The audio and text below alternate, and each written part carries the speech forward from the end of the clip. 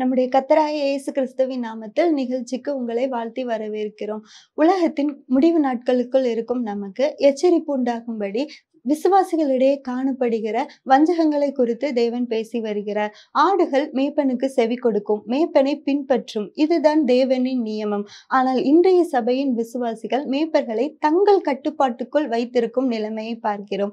சாத்தானின் இந்த திட்டம் விசுவாசிகளிடையே எப்படி மாற்றங்களை உண்டாக்குகிறது என்பதை பற்றி சகோதரர் வின்சென்ட் மோகன்குமார் அவர்கள் பேச இருக்கிறார்கள். வாருங்கள் செய்திக்குள் போகலாம். ஆண்டவராகிய இயேசு கிறிஸ்துவின் நாமத்தினாலே உங்களை நான் வாழ்த்தி வரவேற்கிறேன். கர்த்தருடைய கிருபையினாலும் அவருடைய பரிசுத்தமுள்ள இரக்கங்களினாலும் கடைசி காலங்களிலே காணப்படக்கூடிய கிறிஸ்தவர்களுடைய நிலைகளை பற்றியும் நம்முடைய தியானத்தின் வடிவாக ஆழமான விதத்தில் நாம் மெய்யாகவே கற்றுக்கொண்டு வருகின்றோம்.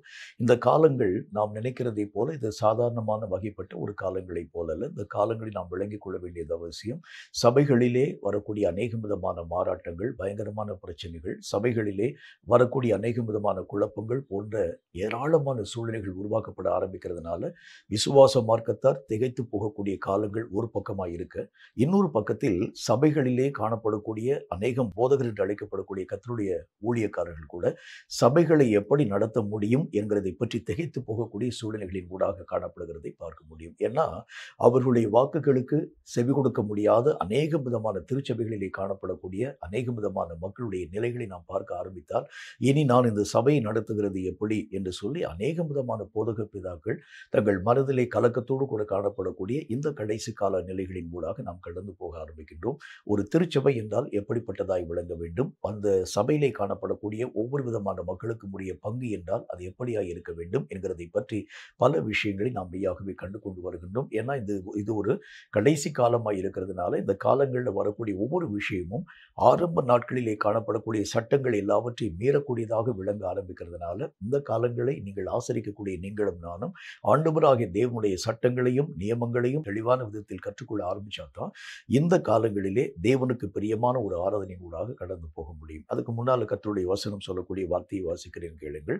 2 தீமோத்தேயுவின் புஸ்தகம் 3வது அதிகாரம் 1வது வசனம் இந்த வார்த்தை நமக்கு சொல்கிறது. 2 தீமோத்தேயு 3வது அதிகாரம் 1வது வசனம் இந்த வார்த்தை சொல்கிறது. வாசிக்கிறேன் கேளுங்கள். மேலும் கடைசி நாட்களில் கொடிய காலங்கள் வரும் என்று அறிவாயாக. இந்த கொடிய காலங்கள் என்று அழைக்கப்படக்கூடிய இந்த காலங்கள் நிறைய வஞ்சிக்கக்கூடிய வஞ்சகங்கள் நிறைந்த ஒரு காலம். வஞ்சகம் அப்படின்னா உங்களுக்கே தெரியும், அநேக விதமான ஏமாற்றுத்தனமான காரியங்கள் உருவாக்கப்படக்கூடிய ஒரு நிலை. ஒரு மனிதன் தன்னுடைய வழியிலே சரியாய் போகிறான் என்பதை போல அவனுடைய வாழ்க்கையிலே தோற்றமளிக்க ஆரம்பித்தாலும் அவன் தவறான முடிவின் ஊடாக கடந்து போக ஆரம்பித்து விடுகின்றார். இதுக்கு பேர் தான் ஒரு வஞ்சிக்கப்படக்கூடிய வஞ்சகமான ஒரு நிலை.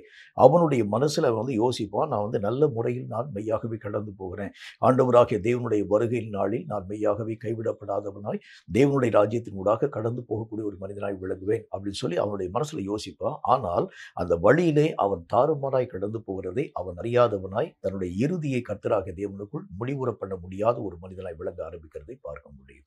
இந்த கடைசி காலங்களில் கொடிய வஞ்சகங்கள் நிறைந்த ஒரு காலம். எல்லா இடங்களிலும் காணப்படக்கூடிய சூழ்நிலைகளிலே வரக்கூடிய வஞ்சகங்கள், தேச அரங்கில் வரக்கூடிய வஞ்சகங்கள், சபையில் வரக்கூடிய வஞ்சகங்கள், ஊழியங்களின் நடுவிலே வரக்கூடிய வஞ்சகங்கள், தனிப்பட்ட மனுஷனுடைய வாழ்க்கையிலே வரக்கூடிய வஞ்சகங்கள், இப்படி பல நிலைகளில் இந்த பொல்லாத பிசாசினுடைய ஆவிகள் வஞ்சிக்கக்கூடிய வஞ்சகங்களை உருவாக்கி கர்த்தருடைய வசனத்தில் நல்ல ஒரு வார்த்தை இவ்விதமாய் ஆண்டவராகிய தேவனால் எழுதப்பட்டிருக்கிறத பார்க்க முடியும். தேசத்தை, அதாவது அந்த பொல்லாத சாத்தான் மெய்யாகவே தள்ளாடி தெரிய பண்ணக்கூடிய நிலைகளை உருவாக்கி கொண்டு வருகிறதை பார்க்க முடியும். வெறித்தவனை போல தள்ளாடி தெரிய பண்ணக்கூடிய நிலைகளை உருவாக்கி கொண்டு வருகிறதை பார்க்க முடியும். அவங்களுக்கு என்ன, எங்க போறோம், என்ன காரியத்தை செய்யறோம் அவங்களுக்கே தெரியாது. அவங்க செய்யக்கூடிய காரியம் தான் அது ஒரு சரியான விதத்திலே காணப்படுகிறது என்கிறதை போல ஒரு மாய தோற்றத்தை உருவாக்கி தேவனுடைய ஒவ்வொரு விதமான விஷயங்களுக்கும் எதிர்த்து நிற்கக்கூடிய சூழ்நிலைகளை சாத்தான் நம்மை அறியாமல் நம்முடைய வாழ்க்கையிலே உருவாக்கக்கூடிய தன்மைகளுக்கு பெயர் தான் வஞ்சிக்கப்படக்கூடிய வஞ்சகங்கள். இந்த வஞ்சகத்தினால நிறைய ஜனங்கள் இந்த நாட்களிலே பாதிக்கப்பட ஆரம்பிச்சதுனால ஒரு காலத்துல தேசம் அப்படின்னா அது ஒரு அமைதியாக காணப்படக்கூடிய ஒரு தேசமா, ஆனா இன்றைக்கு நம்ம தேசத்தினுடைய நிலைகளை பார்க்க ஆரம்பிச்சா எல்லா இடங்களிலும் அமளியாய் காணப்படக்கூடிய தேசமாக, அந்த தேசத்துல சமாதானம் இல்லை. அது மாதிரி ஒவ்வொரு தனிப்பட்ட மனுஷனுடைய வாழ்க்கையை எடுத்து பார்க்க ஆரம்பிக்கிறது உண்டானால் எல்லா நிலைகளும் அவனுடைய வாழ்க்கையிலே கொடுக்கப்பட ஆரம்பித்தாலும் இருந்தாலும் உள்ளத்தின் ஆழத்தில் ஒரு சமாதானம் இல்லை. ஒரு திருச்சபை நம்ம எடுத்து பார்க்க ஆரம்பிக்கிறது உண்டானால் சபையில் எல்லா விதமான காரியங்களும் காணப்பட ஆரம்பித்தாலும், அவங்களுக்கு தேவைகளுக்கு போக மிகுதியாக நிறைய விஷயங்கள் காணப்பட ஆரம்பித்தாலும் சபைகளில் சமாதானம் இல்லை. அப்படின்னா இதுக்கெல்லாம் என்ன காரணம் அப்படின்னா, வஞ்சிக்கப்படக்கூடிய வஞ்சகம் உள்ள வந்துச்சுனாலே என்ன என்ன விதமான விஷயங்கள் உருவாக்கப்பட ஆரம்பிக்கும் அப்படின்னா, தேசத்தில் அது மட்டும் இல்லாமல் தனிப்பட்ட மனுஷனுடைய வாழ்க்கையில், சபைகளில், ஊழியங்களில் சமாதான குறைவுகள் உருவாக்கப்பட்டு கொண்டு வருகிறதை உங்களாலும் என்னாலும் பார்க்க முடியும். ஒவ்வொரு திருச்சபையில் இருக்கக்கூடிய ஜனங்கள்கிட்ட போய் நீங்கள் விசாரிச்சு பாருங்க, அந்த சபையெல்லாம் முன்பு போல இல்லையா என்கிற ஒரு வார்த்தையை பற்றி அவங்க பேசுவாங்க. காரணம், சமாதானத்தை சபைகள் இழந்து வெகு காலம் ஆக்கப்பட்டிருக்கக்கூடிய நிலைகளை உங்களாலும் என்னாலும் பார்க்க முடியும். சரி, இந்த வஞ்சிக்கப்படக்கூடிய வஞ்சகங்களை குறித்து கர்த்தருடைய வேத புஸ்தகத்தில் ஆண்டவராகிய தேவனுடைய வசனம் என்ன வார்த்தை சொல்கிறது என்று பாருங்கள். 2 கொரிந்தியரின் புஸ்தகத்தில் 11வது அதிகாரம் 3வது வசனம் இந்த வார்த்தையை நமக்கு சொல்கிறது. 2 கொரிந்தியர் 11:3 நான் வாசிக்கிறேன், கேளுங்கள். அது என்ன சொல்லுது பாருங்க. ஆகிலும் சர்ப்பமானது தன்னுடைய தந்திரத்தினாலே ஏவாளை வஞ்சித்ததைப் போல உங்கள் மனதும் கிறிஸ்துவை பற்றிய உண்மையிலே நின்று விலகும்படி கெடுக்கப்படுமோ என்று பயந்திருக்கிறேன். அப்போஸ்தலர் ரொம்ப தீர்க்கமான அந்த வார்த்தைகளை பேசுகின்றார். அவர் என்ன சொல்றாரு அப்படின்னா, கிறிஸ்துவை பற்றியதான உண்மைங்கிறது ஒரு பக்கமாய் காணப்படுகிறது. ஆனால் இந்த நாட்களில் ஜனங்கள் உண்மையை விட்டு மாயையை பின்பற்றக்கூடிய அநேகம் சூழ்நிலைகளின் ஊடாக கடந்து போகக்கூடிய ஒரு நிலை. உண்மையான நிதர்சனமான ஒரு காரியம் என்று அழைக்கப்படக்கூடிய ஒன்று, ஆனால் அவைகளை தொலைத்து அவர்கள் மாயையான அநேகம் காரியங்களை பின்பற்றக்கூடிய அந்த நிலைகளின் ஊடாக கடந்து போகக்கூடிய அனுபவம். இதுக்கு பிறகுதான் கர்த்தருடைய வசனத்தில் அவர் என்ன சொல்கின்றார், கிறிஸ்துவை விட்டு பிரிந்து போகக்கூடிய அந்த மனது மெய்யாகவே கெட்டு போகக்கூடிய ஒரு மனதாக, அப்படித்தான் அப்போஸ்தலனாகிய பரிசுத்த பவுல் எழுதுகின்றார். இந்த மனது கெட்டு போக ஆரம்பிக்கிறது உண்டானால் அது உண்மையை மெய்யாகவே புறம்பாக்கி மாயையை பின்பற்றக்கூடியதாய் விளங்க ஆரம்பிக்கிறதை பார்க்க முடியும். அப்படின்னா என்ன அர்த்தம், இந்த மாயையை சாத்தான் உண்மையை போல தோற்றமளிக்க அந்த காரியங்கள் யாவற்றையும் உருவாக்க ஆரம்பிச்சிடும். இந்த உண்மையையும் அந்த மாயையை நீங்க வச்சு பார்த்தீங்கன்னா, அந்த உண்மையை காட்டிலும் மாயை ரொம்ப பிரகாசமாக இருக்கிறதை பார்க்கக்கூடிய அநேகம் தேவனுடைய பிள்ளைகள் இந்த மாயையினால் ஈர்ப்புண்டு வஞ்சிக்கப்பட்டு போக ஆரம்பிக்கிறதை பார்க்க முடியும். ரொம்ப ஜாக்கிரதையா இருக்கிற இந்த கடைசி காலங்களில் ஒவ்வொரு காரியத்திலும் ஒவ்வொரு சட்டதிட்டங்கள் ஆண்டவராகிய தேவனால் உருவாக்கப்பட்ட ஒன்று. அந்த சட்டங்களுக்கு மீறி நீங்களும் நானும் ஏதாகிலும் ஒரு காரியத்தின் ஊடாக கடந்து போக ஆரம்பித்தால் கூட தேவனாகிய கர்த்தருடைய பரிசுத்தமுள்ள நாமத்தினாலே அவர் வைத்திருக்கக்கூடிய சகல திட்டங்களையும் உங்களாலும் என்னாலும் எந்த காரணத்தினாலும் பெற்றுக்கொள்ள முடியாது. அப்ப நம்முடைய வாழ்க்கையிலே ஆண்டவராகிய தேவன் எதை நம்முடைய வாழ்க்கையிலே சுட்டி காண்பிக்கிறார் அப்படின்னா, தேவனுடைய சட்டங்களுக்கும் திட்டங்களுக்கும் விரோதமாக எவைகள் உருவாக்கப்பட ஆரம்பித்தாலும் அவைகள் எல்லாம் மாயையான ஒரு காரியமாய் ஆண்டவராகிய தேவனால் அறிவுறுத்தப்படுகிறது. ஒவ்வொரு காரியத்திலும் ஆண்டவராகிய தேவன் ஒவ்வொரு திட்டத்தை வச்சிருக்கிறார். ஒரு ஊழியம்னா எப்படி இருக்கணும், ஒரு கிறிஸ்தவனுடைய வாழ்க்கைனா எப்படி இருக்கணும், ஒரு சபைனா எப்படி இருக்கணும், ஒரு தேசம்னா அது எப்படிப்பட்டதாக இருக்க வேண்டும், எல்லா விதமான காரியங்களுக்கும் வேத புஸ்தகத்தில் ஆண்டவராகிய தேவன் பல விதமான சட்ட திட்டங்கள் யாவற்றையும் ஏற்றி வைத்திருக்கிறார். அந்த தேசத்தில் அந்த குடிமக்களுடைய நிலை எப்படி இருக்க வேண்டும், அரசனுடைய ஆட்சியினுடைய பொறுப்பு எப்படி இருக்க வேண்டும், தேசத்திலே வாழ்க்கை வாழக்கூடிய ஏழை முதற்கொண்டு பணக்காரன் வரைக்கும் அவருடைய நிலைகள் எப்படியாக காணும், எல்லா விஷயத்திற்கும் ஆண்டவராகிய தேவன் ஒவ்வொரு விதமான சட்டங்களையும் திட்டங்களையும் ஏற்றி வைத்திருக்கின்றார்.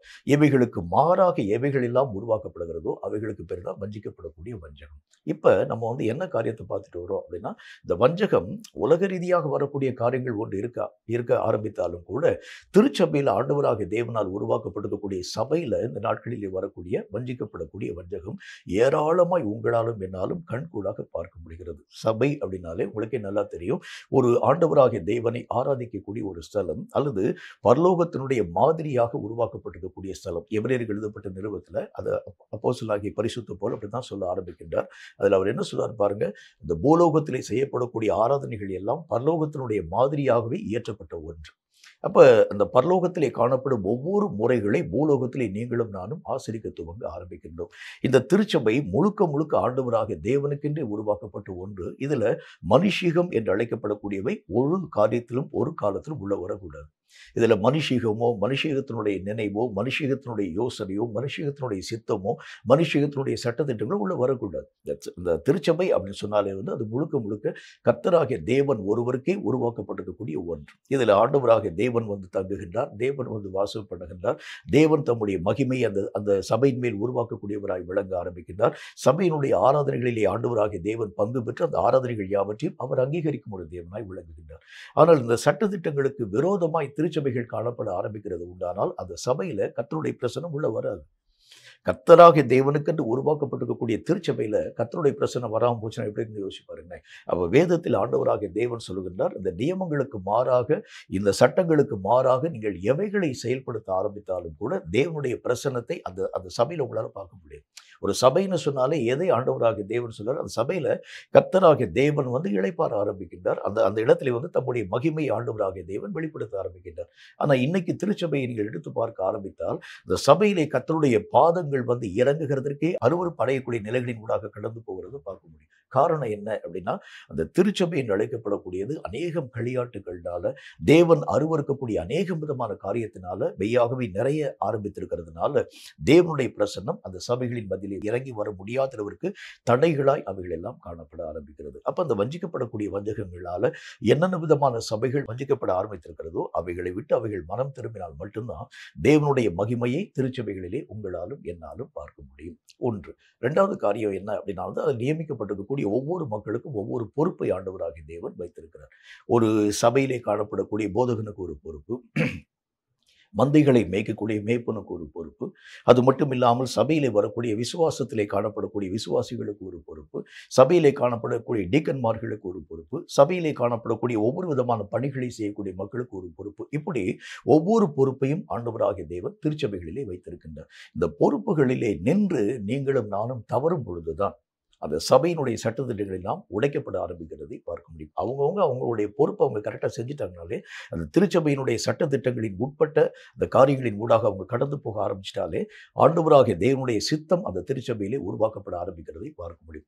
இந்த சபைகளில் அவரவர்கள் தங்களுடைய காரியங்களை விட்டுட்டு அடுத்தவங்களுடைய பணியை பார்க்கும் பொழுதுதான், இப்போ உதாரணமாக பாருங்களேன், ஒரு என்ஜினியராக காணப்படக்கூடிய ஒரு மனிதன் ஒரு மருத்துவருடைய மருத்துவத்தை பற்றி அவன் குறை சொல்லக்கூடாது. ஏன்னா இவனுடைய சப்ஜெக்ட் வேற, அவனுடைய சப்ஜெக்ட் வேற. உங்களுக்கே தெரிஞ்ச ஒரு விஷயம் தான். இவனுக்கு தெரிந்த காரியங்கள் எல்லாம் எல்லா விதமான கட்டடங்களை எப்படி கட்ட முடியும், எல்லா விதமான ரோடுக்குரிய காரியங்களை எப்படி போட முடியும், இதுதான் அவனுக்கு தெரியும். ஆனால் மெடிக்கலில் காணப்படக்கூடிய ஒரு மனுஷனுக்கு ஒரு மனுஷனுடைய சரீரத்திலே காணப்படும் ஒவ்வொரு வியாதியினுடைய நிலைகளை ஆராய்ந்து பார்த்து எந்த வியாதிக்கு எந்த மருந்தை தர வேண்டும் என்கிற அறிவுள்ளவனாய் காணப்படக்கூடியவன் ஒவ்வொரு விதமான மருந்து மாத்திரைகளை கொடுக்கக்கூடிய ஒரு மருத்துவம். இப்ப ஒரு என்ஜினியர் போய் மருத்துவனை குற்றப்படுத்த ஆரம்பிக்கிறான் என்று வைத்துக் கொள்ளுங்கள். நீ செய்யக்கூடிய மருத்துவம் சரியில்லைப்பான்னு சொன்னா இவன் அவனை பார்த்து என்ன கேள்வி கேட்பான்? மருத்துவத்தை பற்றி உனக்கு என்னையா தெரியும்னு கேட்பான். அப்படித்தானே? அதே மாதிரி தான் அவனவனுடைய நிலைகளிலே அவனவன் சரியான விதத்தில் இயங்க ஆரம்பித்தாலே போதும், அந்த எல்லா விதமான ஒழுங்கும் கிரமமான ஒரு வாழ்க்கையின் ஊடாக கடந்து போக முடியும். அப்ப கர்த்தர் எதை நம்முடைய வாழ்க்கையிலே வலியுறுத்த ஆரம்பிக்கிறார் அப்படின்னா, ஒரு போதகன்னா அவன் போதிக்கக்கூடிய வேலையில, ஒரு மேய்ப்பன் என்று சொன்னால் அவன் மேய்க்கக்கூடிய ஒரு வேலையில, ஒரு விசுவாசி என்று சொன்னால் அவன் கர்த்தருடைய காரியங்களை அறிந்து கொண்டு அவனுடைய கரங்களிலே கொடுக்கப்பட்டிருக்கக்கூடிய பொறுப்பிலே இயக்கத்தின் ஊடாக கடந்து போகக்கூடிய ஒரு வேலையிலே, இப்படி அவரவர்கள் தங்களுடைய நிலைகளிலே காணப்பட ஆரம்பித்தாலே போதும், அந்த திருச்சபையினுடைய ஒட்டுமொத்த நிலைகளும் தேவனுடைய சித்தத்திற்கு உட்பட்டதாய் விளங்க ஆரம்பிக்கிறதை பார்க்க முடியும். இன்னைக்கு ஒரு நூதனமான ஒரு காரியத்தை பற்றி நாம் மெய்யாகவே கற்றுக்கொள்ள வேண்டியது அவசியம். கர்த்தருடைய வேத புஸ்தகத்துல ஆண்டவராகிய தேவனுடைய வசனம் இந்த ஒரு வார்த்தையை நமக்கு சுட்டி காண்பிக்க ஆரம்பிக்கிறது. இதை குறித்து எரேமியா தீர்க்கதரிசியின் புஸ்தகத்துல 50வது அதிகாரம் 8வது வசனத்தில் இந்த வார்த்தையை நான் சற்று நிதானமாய் வாசிக்கிறேன். எரேமியா தீர்க்கதரிசியின் புஸ்தகம் 50வது அதிகாரம் 8வது வசனம் இந்த வார்த்தையை நமக்கு சொல்கிறது. அதை நான் உங்களுக்கு வாசிக்கிறேன் பாருங்க. பாபிலோனின் நடுவிலே இருந்து ஓடி கல்தேயரின் தேசத்தை விட்டு புறப்பட்டு மந்தையின் முன் நடக்கும் கடாக்களைப் போல இருங்கள்.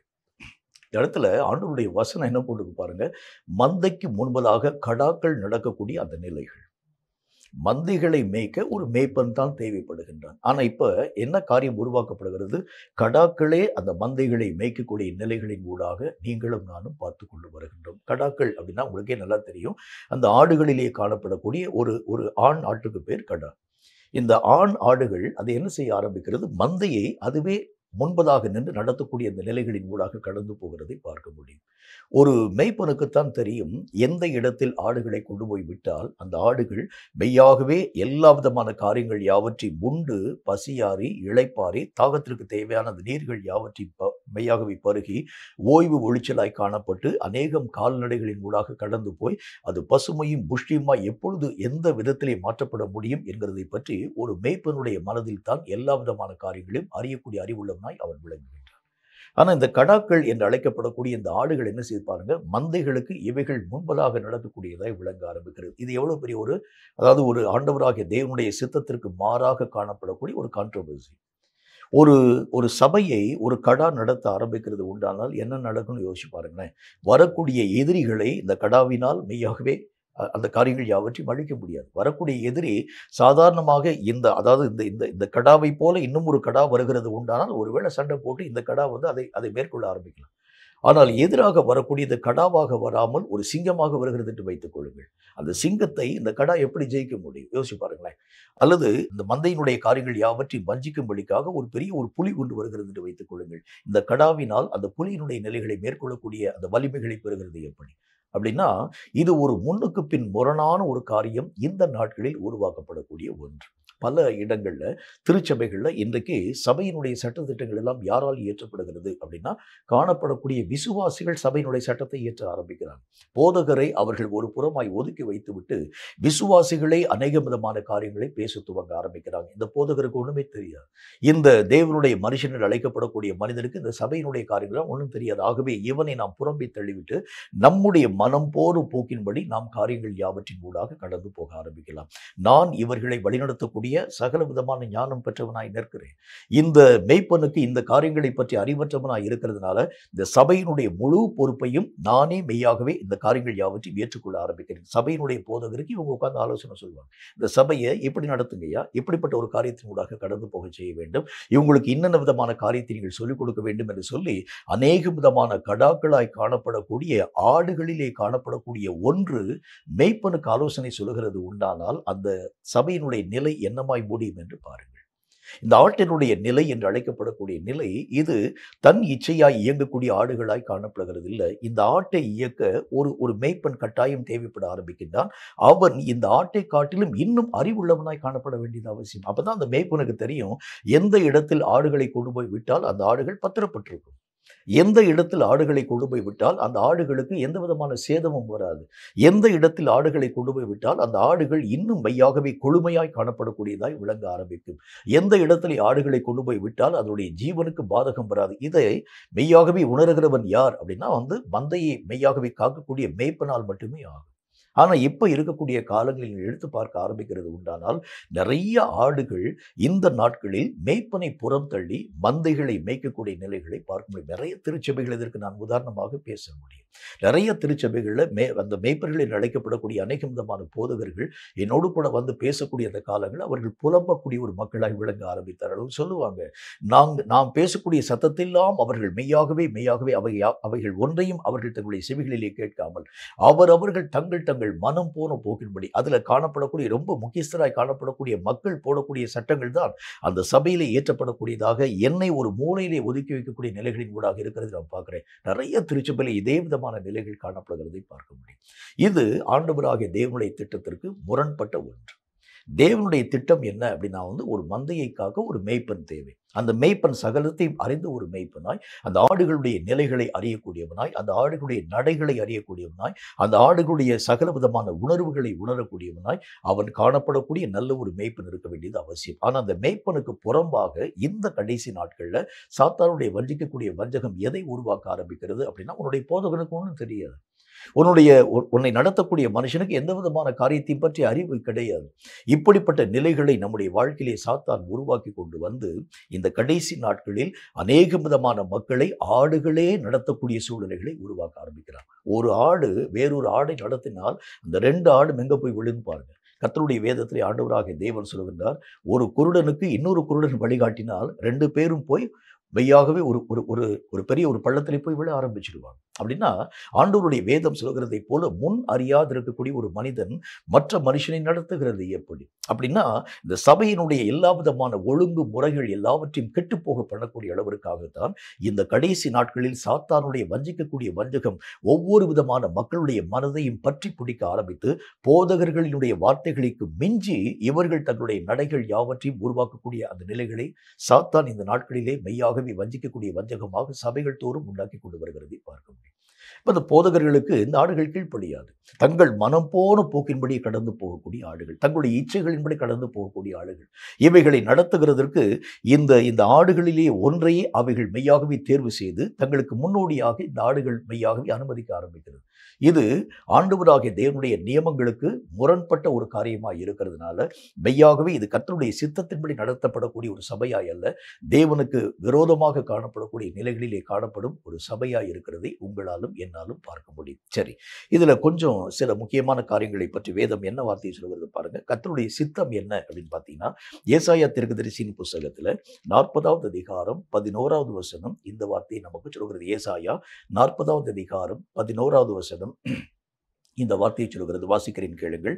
மேய்ப்பனை போல தமது மந்தையை மேய்ப்பார், ஆட்டுக்குட்டிகளை தமது புயத்தினால் சேர்த்து தமது மடியிலே சுமந்து கரவலாடுகளை மெதுவாய் நடத்துவார். இதுதான் ஒரு மேய்ப்பனுடைய வேலை. ஒரு மேய்ப்பன் என்று அழைக்கப்படக்கூடியவன் அவன் என்ன செய்வான் அப்படின்னா அந்த மேய்ப்பனுக்கு தான் தெரியும் எந்த ஆடுகளை என்ன மாதிரி நடத்த வேண்டும் என்கிறதை பற்றி. கர்த்தர் ஆண்டவராகிய தேவன் அவர் ஒரு பிரதானமான ஒரு மேய்ப்பனாய் இருக்கிறதுனால அவர் எப்படி நடத்துகிறார் பாருங்கள். மேய்ப்பனை போல தமது மந்தையை அவரே மேய்க்க ஆரம்பிக்கின்றார். ஒரு மேய்ப்பனுக்குத்தான் தெரியும் இந்த மந்தையினுடைய ஒவ்வொரு விதமான நிலைகளை பற்றி. சில ஆடுகள் இது மெய்யாகவே மேய்ப்பனுக்கு கட்டுப்படுத்தப்படாத ஒரு ஆடுகளாக இருக்கிறது உண்டானால், அதாவது அநேக விதமான இடையர்களோடு கூட நான் பேசுகிறது வழக்கம்.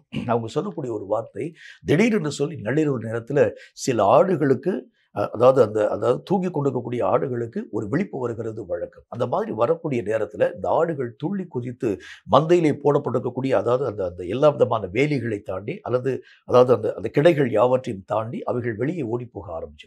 இந்த மாதிரி காணப்படக்கூடிய ஆடுகளை இந்த மேய்ப்பன் என்ன செய்ய ஆரம்பிப்பா அப்படின்னு பார்த்தீங்கன்னா, தனக்கு கீழ்ப்படியாத அல்லது இந்த மாதிரி மீறி ஒவ்வொரு காரியத்தையும் மீறி கடந்து போகக்கூடிய ஆடுகளுடைய கால்களை உடைத்து கொஞ்ச நாள் வரைக்கும் இந்த மேய்ப்பன் தன் வசமாய் வைத்திருக்கிறதை பார்க்க முடியும். அப்ப அந்த மேய்ப்பனுக்கு எந்த ஆடுகள் மீறி நடக்கிறதோ அந்த ஆடுகளுடைய கால்களை ஒடிக்க வேண்டியது அவசியம். அது ஒருவேளை அது ஒரு கஷ்டமான ஒரு காரியமாய் காணப்பட ஆரம்பித்தாலும் இப்படித்தான் இருந்தா அந்த ஆடுகள் இனி எல்லா விதமான விஷயங்களுக்கும் கீழ்ப்படியக்கூடியதாய் விளங்க ஆரம்பிக்கிறதை பார்க்க முடியும். ஆனா இந்த நாட்களில் எடுத்து பார்த்தீங்கன்னா, சபையிலே காணப்படும் எந்த மக்களையும் கண்டித்து பேச ஒரு மேய்ப்பனாலும் முடியாது. கண்டிச்சு பேசினா என்ன செஞ்சிருவாங்க? சபையை விட்டு வெளியே போயிடுவாங்க.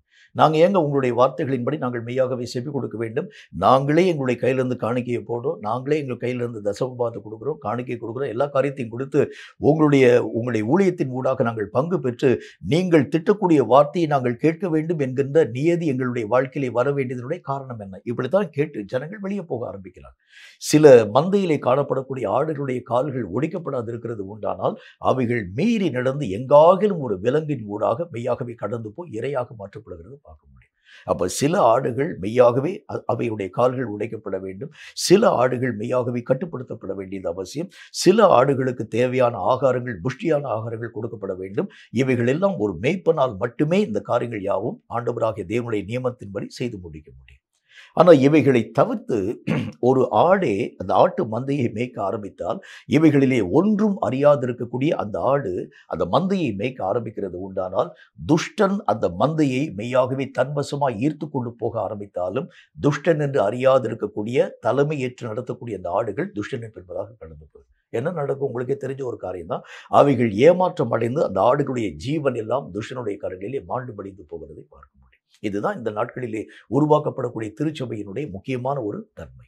இது மேய்ப்பனையே மேய்க்கக்கூடிய ஆடுகளாக, மேய்ப்பனுடைய ஒவ்வொரு விதமான சத்தத்திற்கும் செவிகொடாது இருக்கக்கூடிய ஆடுகளாக அல்லது செவித்திறவு உள்ள ஒரு ஆடுகளாக தங்கள் மனம் போன போக்கின்படி அவைகளுக்கு ஏதாவது ஒரு கட்டுப்பாடுகள் நீங்கள் சொல்ல ஆரம்பித்தால் அவர்கள் உடனே மேய்ப்பனுக்கு விரோதமான அநேகம் பிராதுகள் யாவற்றையும் பேசி அந்த மேய்ப்பனை இந்த இடத்துல இருந்து வேற எங்கேயாச்சும் நம்ம தூக்கி அடித்து விட வேண்டியது அவசியம். இந்த மேய்ப்பனுக்கு இந்த விதமான காரியம் இது சரியான ஒரு நிலையாக காணப்படுகிறது என்று சொல்லி ஆடுகள் தீர்மானம் பண்ணி மேய்ப்பனுக்கு விரோதமான காரியங்களை செய்து மேய்ப்பனை மேய்க்க துவங்க ஆரம்பிக்கிறது உண்டானால், மந்தையை இந்த ஆடுகளை நடத்த ஆரம்பிக்கிறது உண்டானால் இவைகளெல்லாம் எங்காகிலும் ஒரு மூலையிலே போய் விழுந்து அழிவின் குழியை நோக்கி கடந்து போக ஆரம்பிக்கிறதை பார்க்கணும். ரொம்ப ஜாக்கிரதையாயிருங்க.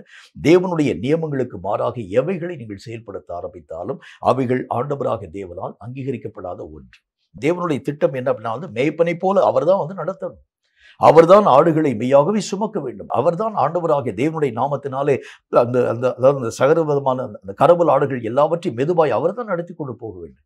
இதை தவிர்த்து ஒரு ஆடிய மற்றொரு ஆட்டு மந்தைக்குரிய காரியங்கள் யாவற்றையும் மேய்க்க பழக ஆரம்பிக்கிறது உண்டானால் இவைகள் மெய்யாகவே விகாரம் நிறைந்ததாகும். தேவனுடைய திட்டத்திற்கு புறம்பாக நினைவு கூறப்படக்கூடியதாக விளங்க ஆரம்பிக்கிறதை பார்க்க முடியும். ரொம்ப ஜாக்கிரதையா இருங்க. இந்த நாட்களில் மேய்ப்பர்களுக்கு அடங்காது இருக்கக்கூடிய அநேகம் நிலைகளை உங்களாலும் என்னாலும் பார்க்க முடியும் என்று கர்த்தராகிய தேவன் நமக்கு சொல்ல ஆரம்பிக்கின்றார். இப்ப மேய்ப்பர்களுடைய காரியங்கள் யாவற்றுக்கும் விரோதமாக வரக்கூடிய இந்த தன்மை எதனால வருது அப்படின்னா, சில முக்கியமான காரியங்களை பற்றி 1-2 விஷயங்களை நான் உங்களோடு கூட பேச வேண்டும் என்று ஆசைப்படுகின்றேன். எபிரேயருக்கு எழுதப்பட்ட நிருபம் 13வது அதிகாரம் 5வது வசனம் இந்த வார்த்தையை நமக்கு சொல்கிறது. எபிரேயர் 13வது அதிகாரம் 5வது வசனம் இந்த வார்த்தையை சொல்கிறது. அதை நான் உங்களுக்கு வாசிக்கிறேன் கேளுங்க. நீங்கள் பண ஆசை இல்லாதவர்களாய் நடந்து உங்களுக்கு இருக்கிறவைகள் போதும் என்று எண்ணுங்கள். நான் உன்னை விட்டு விலகுவதும் இல்லை, உன்னை கைவிடுவதும் இல்லை என்று அவர் சொல்லி இருக்கிறாரே. முதல் காரியம், இந்த மாதிரி வரக்கூடிய பிரச்சனைக்கு என்ன காரணம் அப்படின்னா பண ஆசை.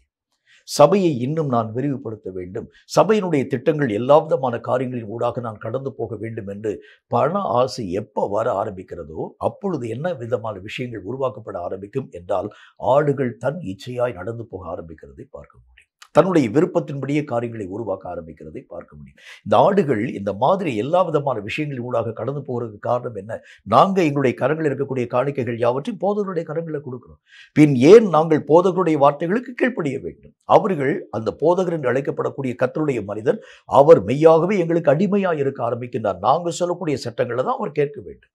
ஆகவே இந்த மாதிரியான நியமங்களுக்கு விரோதமாக அநேக விதமான சூழ்நிலைகள் உருவாக்கப்படுகிறதுக்கு முக்கியமான காரணம் என்ன அப்படின்னா இந்த பண ஆசை. இந்த பணத்தின் மேல் காணப்படக்கூடிய நிலைகள் வர ஆரம்பிக்கும் பொழுது ஆடுகள் எல்லாம் தரிகிட்டு போகக்கூடியதாய், ஆடுகளிலே மெய்யாகவே ரொம்ப கொழுமையாய் காணப்படக்கூடிய ஆடுகள் சபையினுடைய பொறுப்புகள் யாவற்றையும் ஏற்றுக்கொள்ளக்கூடியதாய் விளங்க ஆரம்பிக்கிறதை பார்க்க முடியும். ரொம்ப ஜாக்கிரதையா இருங்க. இந்த பணத்திற்கு நீங்களும் நானும் அடிமைகள் ஆக்கப்படாத ஒரு வாழ்க்கையின் ஊடாக கடந்து போக வேண்டும். நல்ல ஒரே ஒரு விஷயத்துக்கு தெரிஞ்சுங்க, இந்த பணம் என்று அழைக்கப்படக்கூடியது இன்றைக்கு இருக்கும், நாளைக்கு போயிடும். அதுக்கு அடுத்தது 3வது முறை நம்முடைய வாழ்க்கையில் திரும்ப வந்துடும். ஆனால் இவைகளுக்கு ஒரு மனிதன் அடிமையாய் காணப்பட ஆரம்பித்தாலே தன்னுடைய எல்லா விதமான நிலைகளையும் அவன் இழக்கக்கூடியவனாய் காணப்பட ஆரம்பித்து விடுகின்றார். வேத புத்தகத்தில் வாசிக்கிறோம், ஆண்டவராகி தேவனால் பயன்படுத்தப்பட்ட அப்போஸ்தலனாகி பரிசுத்த பவுலோடு கூட இணைந்து ஊழியங்களை செய்த மக்களிலே ஒரு தேவனுடைய மனிதனாய் காணப்பட்ட தேமா என்கின்ற அந்த மனிதன். அவனை குறித்து கர்த்தருடைய வேதத்தில் என்ன வார்த்தையை பார்க்க முடியும்? தேமா என்கின்ற மனிதன் உலகத்தின் மேல் ஆசையை வைத்து தேவனாகிய கர்த்தருடைய அந்த கிருபைகளை விட்டு விழுந்து போனான். அப்படின்னா இந்த உலகத்திலே காணப்படும் அநேக விதமான நியதிகளுக்கு நீங்களும் நானும் முக்கியத்துவம் கொடுக்க ஆரம்பிக்கிறது உண்டானால் இது இல்லாமல் வாழ்க்கை வாழ முடியாது. இந்த தேவைகள் சந்திக்கப்படாமல் என்னால் வாழ்க்கை வாழ முடியாது. இந்த ஊழியத்திற்கு இத்தனை விதமான தேவைகள் நம்முடைய வாழ்க்கையிலே வர வேண்டியது அவசியம். இப்படி பண ஆசை இந்த கடைசி நாட்களில் சாத்தான் மெய்யாகவே தூண்டி சபையினுடைய சட்டத்திட்டங்கள் எல்லாவற்றையும் உடைக்கக்கூடியவனாய் விளங்க ஆரம்பித்து விடுகிறார். ஒரு முக்கியமான ஒரு காரியத்தை நான் உங்களோடு கூட பேச வேண்டியது அவசியம். ஒரு கொஞ்ச காலங்களாகவே என்ன விதமான விஷயம் உருவாக்கப்படுகிறது அப்படின்னா, நல்ல திறமையான அநேக விதமான திருச்சபைகள், நல்ல விதமான பல விதமான ஊழியங்கள், ரொம்ப அதாவது கர்த்தருடைய நாமத்தினால அதாவது அந்த பிரபலமாக செய்யப்படக்கூடிய பல விதமான ஊழியங்கள். இந்த ஊழியங்களுக்கு சில வெளிநாட்டிலே காணப்பட்டிருக்கக்கூடிய மக்கள் உதவிகள் என்கிற பேரில் அவங்களே வாலண்டியராக இந்த ஊழியக்காரர்களோடு கூட பேச ஆரம்பிக்கிறாங்க. அவங்க என்ன சொல்கிறாங்க அப்படின்னா இந்த ஊழியத்தினுடைய ஒவ்வொரு நிலைகளையும், இந்த ஊழியத்தினுடைய எல்லா விதமான பொறுப்பையும் நீங்களே வச்சுக்கணும். இதில் நாங்கள் எந்த விதமான விஷயத்தை நாங்கள் தலையிட மாட்டோம். ஆகவே உங்களுக்கு என்னென்ன விதமான காரியங்கள் உண்டோ அவைகள் எல்லாவற்றுக்கும் உரிய பொருள் உதவிகளை நாங்கள் செய்ய ஆரம்பிக்கின்றோம். அது எங்களுடைய வாழ்க்கையிலே அது மெய்யான ஒரு வாஞ்சியாக இருக்கிறதுனால உங்களுக்கு என்ன தேவை உண்டோ எல்லா விதமான தேவைகளையும் சந்திக்கக்கூடிய அளவிற்கு நாங்கள் உங்களுக்கு உதவிகளை செய்கின்றோம். நடக்கக்கூடிய காரியம் என்ன? உடனே சரின்னு சொல்லி ஒவ்வொரு மாதம் தோறும் அவங்க பல லட்சக்கணக்கான ரூபாய்களை அனுப்ப ஆரம்பிக்கிறாங்க. இந்த ஜனங்கள் இந்த காரியங்கள் வர வர வர 2 மாதம் 3 மாதம் 5 மாதம் பார்க்கக்கூடிய நேரத்தில் பணத்தினுடைய மிகுதிகள் வர ஆரம்பித்தவுடன் இவர்கள் பலவிதமான நிலைகளின் ஊடாக கடந்து போக ஆரம்பிச்சிட்டாங்க. கர்த்தருடைய ஊழியக்காரர் என்ன செய்கிறாங்க? கர்த்தருடைய நாமத்தினால அநேக விதமான ஏழை எளிய மக்களுக்கு உதவி செய்ய வேண்டும் என்று ஆசிரமங்களை கட்டுறாங்க. முதியோர்களுக்கு இல்லங்களை கட்ட வேண்டும் என்று சொல்லி அநேக விதமான காரியங்களை செயல்படுத்த ஆரம்பிக்கிறாங்க. ஏழை எளிய மக்களுக்கு உதவிகளை செய்ய வேண்டும் என்று பல விதமான விஷயங்களின் ஊடாக கடந்து போய் எல்லா விதமான காரியங்களையும் ஒரு நிறுவனத்தினுடைய ஒரு அடிப்படையோடு கூட அந்த காரியங்கள் யாவற்றையும் செய்து கொண்டு வரக்கூடிய நேரத்தில் திடீரென்று அங்கிருந்து வரக்கூடிய அந்த உதவித்தொகைகள் எல்லாம் நின்று போக ஆரம்பிச்சிடும். உடனே இவங்க வந்து திரும்ப அவங்களோடு கூட அதாவது அவங்க கூட வந்து பேசி, இந்த மாதிரி நீங்கள் வந்து மாதத்தோடு நீங்கள் வந்து அந்த அந்த பணத்தினுடைய அந்த காரியங்கள் யாவற்றையும் நீங்கள் சந்திக்க ஆரம்பிச்சிங்க. இப்போ திடீரென்று சொல்லி இந்த தொகைகள் எல்லாவற்றையும் நிறுத்துகிறதுக்கு என்ன காரணம்? உடனே அவங்க சொல்லுவாங்க, இந்த போதனைக்குரிய காரியங்கள் சரியா இல்லை. நாங்கள் சொல்லக்கூடிய போதனைப்படி நீங்கள் செய்தால் இனி தொடர்ந்து உங்களுடைய உதவி தொகைகள் எல்லாம் தடையில்லாமல் வர ஆரம்பிக்கும். எப்படி சாத்தான் எப்படி வஞ்சிக்கிறான் பாருங்க. இப்ப நாங்க என்ன காரியத்தை பேசுறோமோ அந்த மாதிரியான விஷயங்கள் ஊடாக நீங்க கடந்து போனீங்கன்னா, சபையினுடைய சட்டம்னா அது இப்படிதான் இருக்க வேண்டும். அவங்களே வந்து சட்டத்தை போட ஆரம்பிப்பாங்க. சபையினுடைய திட்டம் என்றால் இப்படித்தான் இருக்க வேண்டும். உடனே அவங்களே வந்து காரியங்களை பேச ஆரம்பிக்கிறாங்க. நீங்கள் அதற்கு மாறான ஒரு இயக்கத்தின் ஊடாக கடந்து போகிறது உண்டானால், நீங்க ஆரம்பிச்சிருக்கக்கூடிய அதாவது அந்த அநாத ஆசிரமத்துக்குரிய உதவிகள் எல்லாம் நின்று போக ஆரம்பிக்கிறதுனால நடத்த முடியாது நம்மளால. ஏழை எளிய மக்களுக்கு செய்யக்கூடிய அநேக விதமான உதவிகளை செய்ய முடியாமல் போகிறதுனால அநேக விதமான ஜனங்களுடைய அநேக விதமான பாதிப்புக்கு ஆக்கப்படக்கூடிய நிலைகளின் ஊடாக நம்ம கடந்து போயிடும். வேற வழி இல்லாமல் இந்த மாதிரி இந்த கடைசி நாட்கள் நிறைய ஊழியர்கள் இந்த பணத்திற்கு அடிமையாக மாற்றப்பட ஆரம்பிக்கிறதுனால ஊழியத்திலே தேவனுடைய திட்டங்களை அவர்கள் அபத்தமாக்கக்கூடிய நிலைகளின் ஊடாக கடந்து போகிறத பார்க்க முடியும். இந்த கடைசி நாட்களில் சாத்தானுடைய முக்கியமான வஞ்சகம் என்ன, இது வெளிநாட்டிலிருந்து வரக்கூடிய பணங்கள் மட்டுமல்ல, சபையில் காணப்படக்கூடிய விசுவாசிகளும் கூட இந்த மாதிரி ஊழியர்களுக்கு பண உதவி செய்ய ஆரம்பிக்கிறாங்க. அதுக்கு காரணம் என்ன தெரியுமா? ஒரு சமயம் வரைக்கும் அவங்க வந்து உதவிகள் யாவற்றையும் செய்வாங்க, கேட்க கேட்க எல்லா விதமான காரியத்தை தருவாங்க. சில காலங்களுக்கு பிறகு அவர்களை மீற உங்களால் முடியாது. அவங்க சொல்றத உங்களால் என்னாலும் மெய்யாகவே எதிர்த்து பேச முடியாது. ஏன்னா அவங்க வந்து உங்களுக்கு எல்லா காரியத்தையும் உதவி செய்ய ஆரம்பிக்கிறாங்க. இப்படித்தான் சாத்தான் மறைமுகமாக ஆடுகளுடைய கரங்களை வலிமைப்படுத்தி போதகருடைய பலத்தை பலவீனப்படுத்த ஆரம்பித்து விடுகிறார். இதுதான் ரொம்ப ஜாக்கிரதையா நீங்களும் நானும் வாழ வேண்டிய ஒரு காலம். ஏன்னா இந்த பணத்திற்கு நீங்கள் அடிமையாய் மாற்றப்பட ஆரம்பிச்சிட்டாலே என்ன நடக்கும் பாருங்கள். விசுவாச மார்க்கத்தார் என்று அழைக்கப்படக்கூடிய மக்கள் பணத்தை மிகுதியாய் தந்து உங்களை அவர்கள் விலை பேச ஆரம்பிச்சிடாங்க. இனி அவர்களுடைய உதவி இல்லாமல் உங்களாலும் என்னாலும் ஒரு காரியத்தை செய்ய முடியாது. அந்த ஒரு நிர்பந்திக்கப்பட்ட ஒரு சூழல்களின் கூட அழைத்து கொண்டு வரக்கூடிய நேரத்தில் இனி அவர்களை சாராமல் ஒரு வாழ்க்கையும் வாழ முடியாது என்று சொல்லக்கூடிய நேரத்தில் அவர்கள் அநேக விதமான காரியங்களை உங்களுக்கு முன்பதாக போதிக்க துவங்க ஆரம்பிக்கிறாங்க. நீங்க இந்த மாதிரி நிறைய வார்த்தைகளை பேசாதீங்க, நிறைய காரியத்தை பேசாதீங்க. நீங்க வந்து சபையினுடைய ஆராதனை வேளையில 5 பாட்டெல்லாம் பாடக்கூடாது, 2 தான் நீங்க பாட வேண்டும். இப்படி நிறைய விசுவாசிகள் இந்த சபை ஊழியர்களை கண்ட்ரோல் பண்ணக்கூடிய நிலைகளை பார்க்க முடியும். இந்த வார்த்தை நான் சொல்லும்போது இந்த வார்த்தையை கேட்கக்கூடிய நிறைய பேருடைய வாழ்க்கையில இந்த நிலைகளை நீங்களும் நானும் ஆசிரியத்திருக்கிறதை பார்க்க முடியும். அவர்களுடைய வார்த்தைகளுக்கு மீற முடியாது. இப்படிப்பட்ட கடாக்கள் தான் அந்த சபையினுடைய ஒட்டுமொத்த நிலைகள் யாவற்றையும் கெட்டுப்போக பண்ணி இவைகளே அந்த ஆட்டு மந்தைகளை நடத்தக்கூடியதாய் விளங்க ஆரம்பிக்கிறதை பார்க்கணும். நான் சொல்றவனை தான் நீங்கள் சபையில் சேர்க்கணும். நான் சொல்லக்கூடிய அந்த மனுஷனை நீங்கள் மெய்யாகவே சபையை விட்டு விலக்க வேண்டியது அவசியம். இவர்கள் என்னுடைய குடும்பத்திற்கு விரோதமான காரியத்தை செய்கிறவர்களாக இருக்கிறதுனால இவர்கள் இனி இந்த திருச்சபையின் ஊடாக கடந்து போகக்கூடாது. சட்டத்தை போடுறது யாருன்னு பார்த்தீங்கன்னா, எந்த விதமான பணத்தினுடைய உதவியினால் சபை போதகரை விலக்கி வாங்கினார்களோ அவர்கள் அந்த சபையை முழு பொறுப்பாக ஏற்றுக்கொண்டு அவர்களே சபைக்கு சட்டத்தை போட ஆரம்பிக்கிறாங்க. இவன் எனக்கு விரோதமான வார்த்தையை பேசக்கூடியவன், இனி இவன் இந்த திருச்சபைக்குள்ளாக வரக்கூடாது, இவன் இந்த காரியத்தின் ஊடாக கடந்து போகக்கூடாது, இவனுடைய பொறுப்பை மாற்றி இந்த பொறுப்பை எடுத்து இன்னொரு ஒரு மனுஷனுடைய கரங்களில் கொடுங்க. இவைகள் எல்லாவற்றுக்கும் என்ன காரணம் என்றால் இந்த ஊழியர்கள் அவர்களுக்கு அடிமைகளாய் மாற்றப்படக்கூடிய ஒரு நிலை. இப்ப இந்த கடைசி நாட்களில் சாத்தான் செய்யக்கூடிய முக்கியமான வஞ்சகம் என்ன?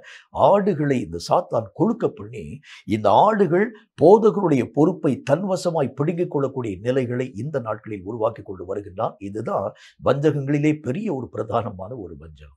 இந்த வஞ்சகத்தினால என்ன விதமான காரியம் உருவாக்கப்படும்? 1, தேவனுடைய திட்டம் அபத்தமாக்கப்படும்.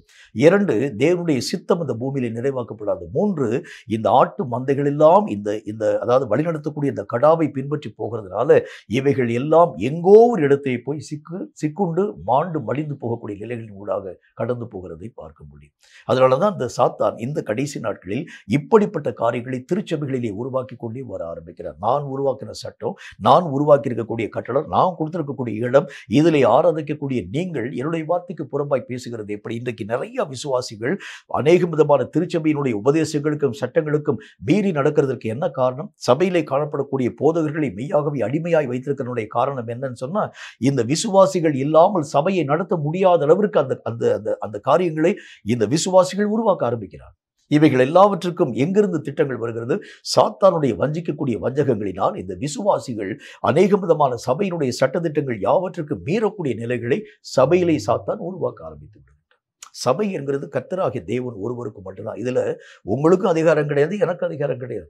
சபை நடத்தக்கூடிய போதகருக்கும் அதிகாரம் கிடையாது, சபையில காணப்படக்கூடிய விசுவாசிகளுக்கும் அதிகாரம் கிடையாது. சபையினுடைய எல்லா விதமான நியமங்களும் கர்த்தராகிய தேவன் ஒருவருக்கு தான். இதுல எந்த சட்டத்தையும் எந்த திட்டத்தையும் மாற்ற யாருடைய கரங்களிலும் அதிகாரத்தை கர்த்தராகிய தேவன் தரல. ஏன்னா அந்த வசனத்திலே ஆண்டவராகிய தேவன் என்ன விதமான வார்த்தை சொல்கிறார்? அவர்தான் அந்த மேய்ப்பனை போல மந்தையினுடைய காரியங்கள் யாவற்றையும் நடத்த துவங்க ஆரம்பிக்கின்றார். அவர்தான் கரவல் ஆடுகளை மெதுவாய் நடத்தி கொண்டு போகக்கூடியவராய் விளங்க ஆரம்பிக்கின்றார். அவருக்குத்தான் தெரியும் எல்லா விதமான காரியங்களை பற்றிதான, நியமங்களை பற்றிதான, ஒவ்வொரு திட்டங்களை பற்றிதான எல்லா தீர்மானங்களையும் அறிந்தவர் கர்த்தராகிய தேவன் ஒருவர் தான். அப்போ இந்த சட்டங்களை தன் வசமாக எடுத்துக்கொள்ளக்கூடிய அநேக விதமான கடாக்கள் இந்த கடைசி நாட்களில் திருச்சபைகளிலே உருவாக்கப்பட ஆரம்பிக்கிறது. நிறைய திருச்சபைகளை போய் வந்துருச்சு. இனியும் கூட அநேக விதமான திருச்சபைகளை இந்த மாதிரி கடாக்கள் என்று அழைக்கப்படக்கூடியவைகள் அவைகள் கொழுத்து போனவைகளாக, அவைகள் எந்த சட்டத்திற்கும் கீழ்ப்படியாததாக. உங்களுக்கே தெரியும். அதாவது அதாவது அதாவது ஒரு ஒரு ஒரு மந்தையை மேய்க்கக்கூடிய மேய்ப்பன்ட்ட போய் நீ வந்து கேட்க ஆரம்பிக்கிறது உண்டானால், பெண் ஆடுகள் என்று அழைக்கப்படக்கூடிய ஆடுகள் மேய்ப்பனுக்கு எல்லா விதமான காரியத்திலும் கீழ்ப்படியும். ஆனால் அந்த கடாக்கள் என்று அழைக்கப்படக்கூடியவை மேய்ப்பனையே முட்டக்கூடிய நிலைகளின் ஊடாக வருகிறதை பார்க்க முடியும். மேய்ப்பனுக்கு விரோதமாகவே இவைகள் மெய்யாகவே தன்னுடைய ஒவ்வொரு விதமான பலத்தையும் பிரயோகப்படுத்த ஆரம்பிக்கிறதை பார்க்க முடியும். இப்போ இந்த கடைசி நாட்கள் என்ன வரப்போகிறது அப்படின்னா, இந்த கடாக்கள் என்று அழைக்கப்படக்கூடிய அநேக விதமான காரியங்களுக்கு எதிர்த்து இருக்கக்கூடிய விசுவாச மார்க்கத்தை, இது ஒரு சாத்தானுடைய தந்திரம். இவன் என்ன செய்யறான் பாருங்க, விசுவாசிகளுடைய மனதுக்குள்ளேயே இந்த மாதிரியான அநேக விதமான காரியங்களை வஞ்சிக்கக்கூடிய வஞ்சகங்களை உருவாக்கி இவனுடைய நிலைகளை தாண்டி மூர்க்கமான மனதை உருவாக்கக்கூடிய சாத்தானுடைய ஆவிகளையே, தன்னுடைய ஆவிகளை சபைக்குள்ளாக அவன் அனுமதிக்க ஆரம்பிக்கிறான். இந்த சபைகளில் இருக்கக்கூடிய மக்களுடைய அந்த மூர்க்க நிலைகள் எங்கிருந்து வருகிறது அப்படின்னு பார்த்தோன்னா, அவைகள் எல்லாம் முழுக்க முழுக்க சாத்தானுடைய அந்த சகல விதமான வல்லமிருந்து புறப்பட்டு வரக்கூடிய ஒன்றாக விளங்குது. ஒரு சாதாரணமான ஒரு மனிதன் இந்த சகல விதமான சட்டத்திட்டங்களுக்கு எதிர்த்து நிற்க மாட்டான். ஆனால் இவர்கள் எதிர்த்து நிற்கிறதுக்கு என்ன காரணம் என்று சொன்னால், இந்த மூர்க்கமும் இந்த கோபமும் இந்த எல்லா விதமான எரிச்சலும் இந்த அநேக விதமான, அதாவது அந்த பிரச்சனைகளை உருவாக்கக்கூடிய சகல விதமான தன்மைகளும் எங்கிருந்து வர முடியும்? ஒரே ஒரு விஷயம்தான், சாத்தானுடைய கரத்திலிருந்து நேரடியாய் வரக்கூடிய ஒன்றாக விளங்குகிறது. இவைகள் எல்லாம் சாத்தானால் பயன்படுத்தப்படக்கூடிய ஆடுகளாய் இருக்கிறதுனால இவைகள் தேவனுடைய நியமங்களுக்கு எதிராக காணப்படக்கூடிய ஒன்றாக நின்று மந்தைகளை மட்டுமல்ல, மேய்ப்பனை மட்டுமல்ல, மந்தைகளையே அழிக்கக்கூடிய அந்த அழிவை நோக்கி நடத்தி கொண்டு போக ஆரம்பிக்கிறத பார்க்க முடியும். அப்போ ரொம்ப நம்ம ஜாக்கிரதையா இருக்கணும்.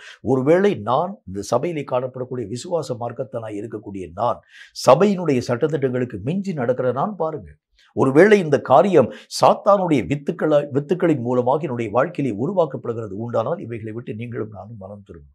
நம்மை அறியாமல் நம்மையே சாத்தான் பயன்படுத்த ஆரம்பித்து சபையை உடையப்படக்கூடிய நிலைகளை இந்த கடைசி நாட்களில் உருவாக்க துவங்க ஆரம்பித்து விடுகிறார். இரண்டாவது ஒரு காரியத்தை பாருங்க, கர்த்தருடைய வேதம் சொல்லக்கூடிய மற்றும் ஒரு வார்த்தையை பற்றி யோவான் எழுதின சுவிசேஷத்துல அதில் 6வது அதிகாரம் 66, 67 ஆகிய வசனங்கள் இந்த வார்த்தையை நமக்கு சொல்கிறது.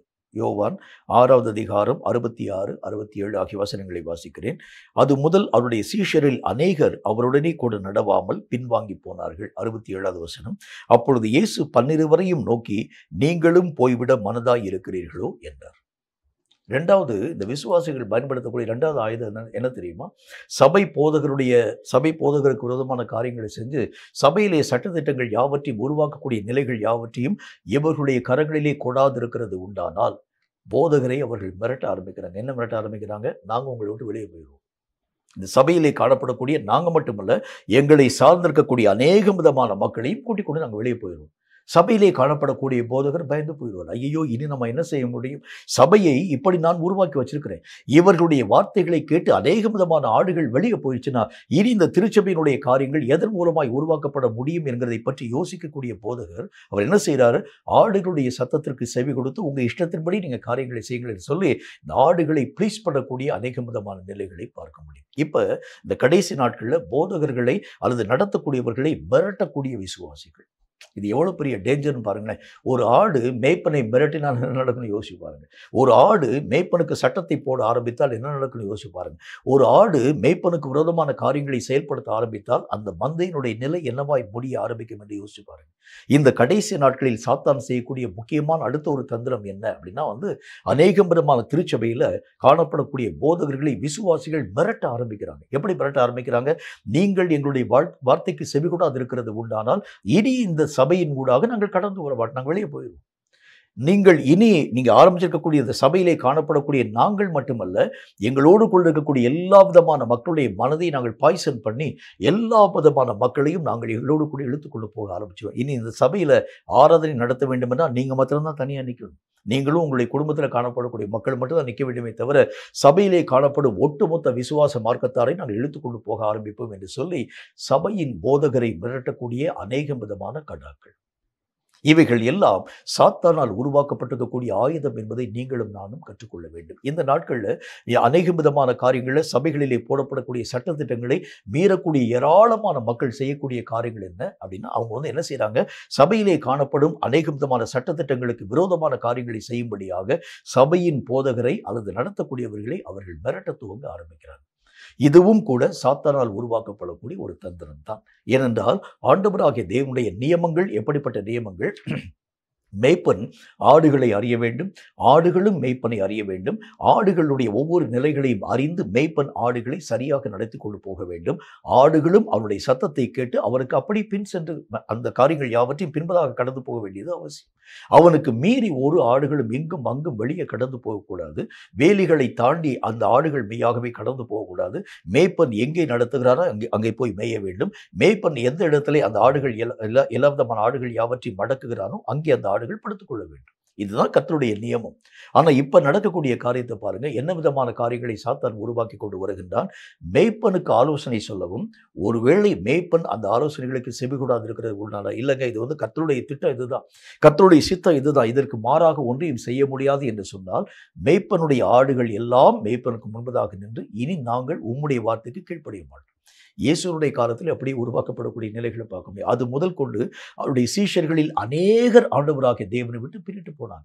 இயேசு அந்த சீஷர்களை மட்டுமல்ல, ஒருவேளை அந்த சீஷர்களின் மூலமாய், இயேசு விட்டு பின்னிட்டு போன சீஷர்களின் மூலமாய் இயேசுவோடு கூட மெய்யாகவே எல்லா நாளிலும் காணப்படக்கூடிய அப்போஸ்தலர்களை பார்த்தும் கர்த்தராகிய தேவன் கேட்க ஆரம்பிக்கிறார். ஏன் இந்த ஒரு வார்த்தையை பார்த்து, இந்த ஒரு வார்த்தையை ஆண்டவராகிய இயேசு கிறிஸ்து அப்போஸ்தலரை பார்த்து கேட்க வேண்டும் என்று சொன்னால் அதற்கு ஒரே ஒரு காரியம் தான் உண்டு.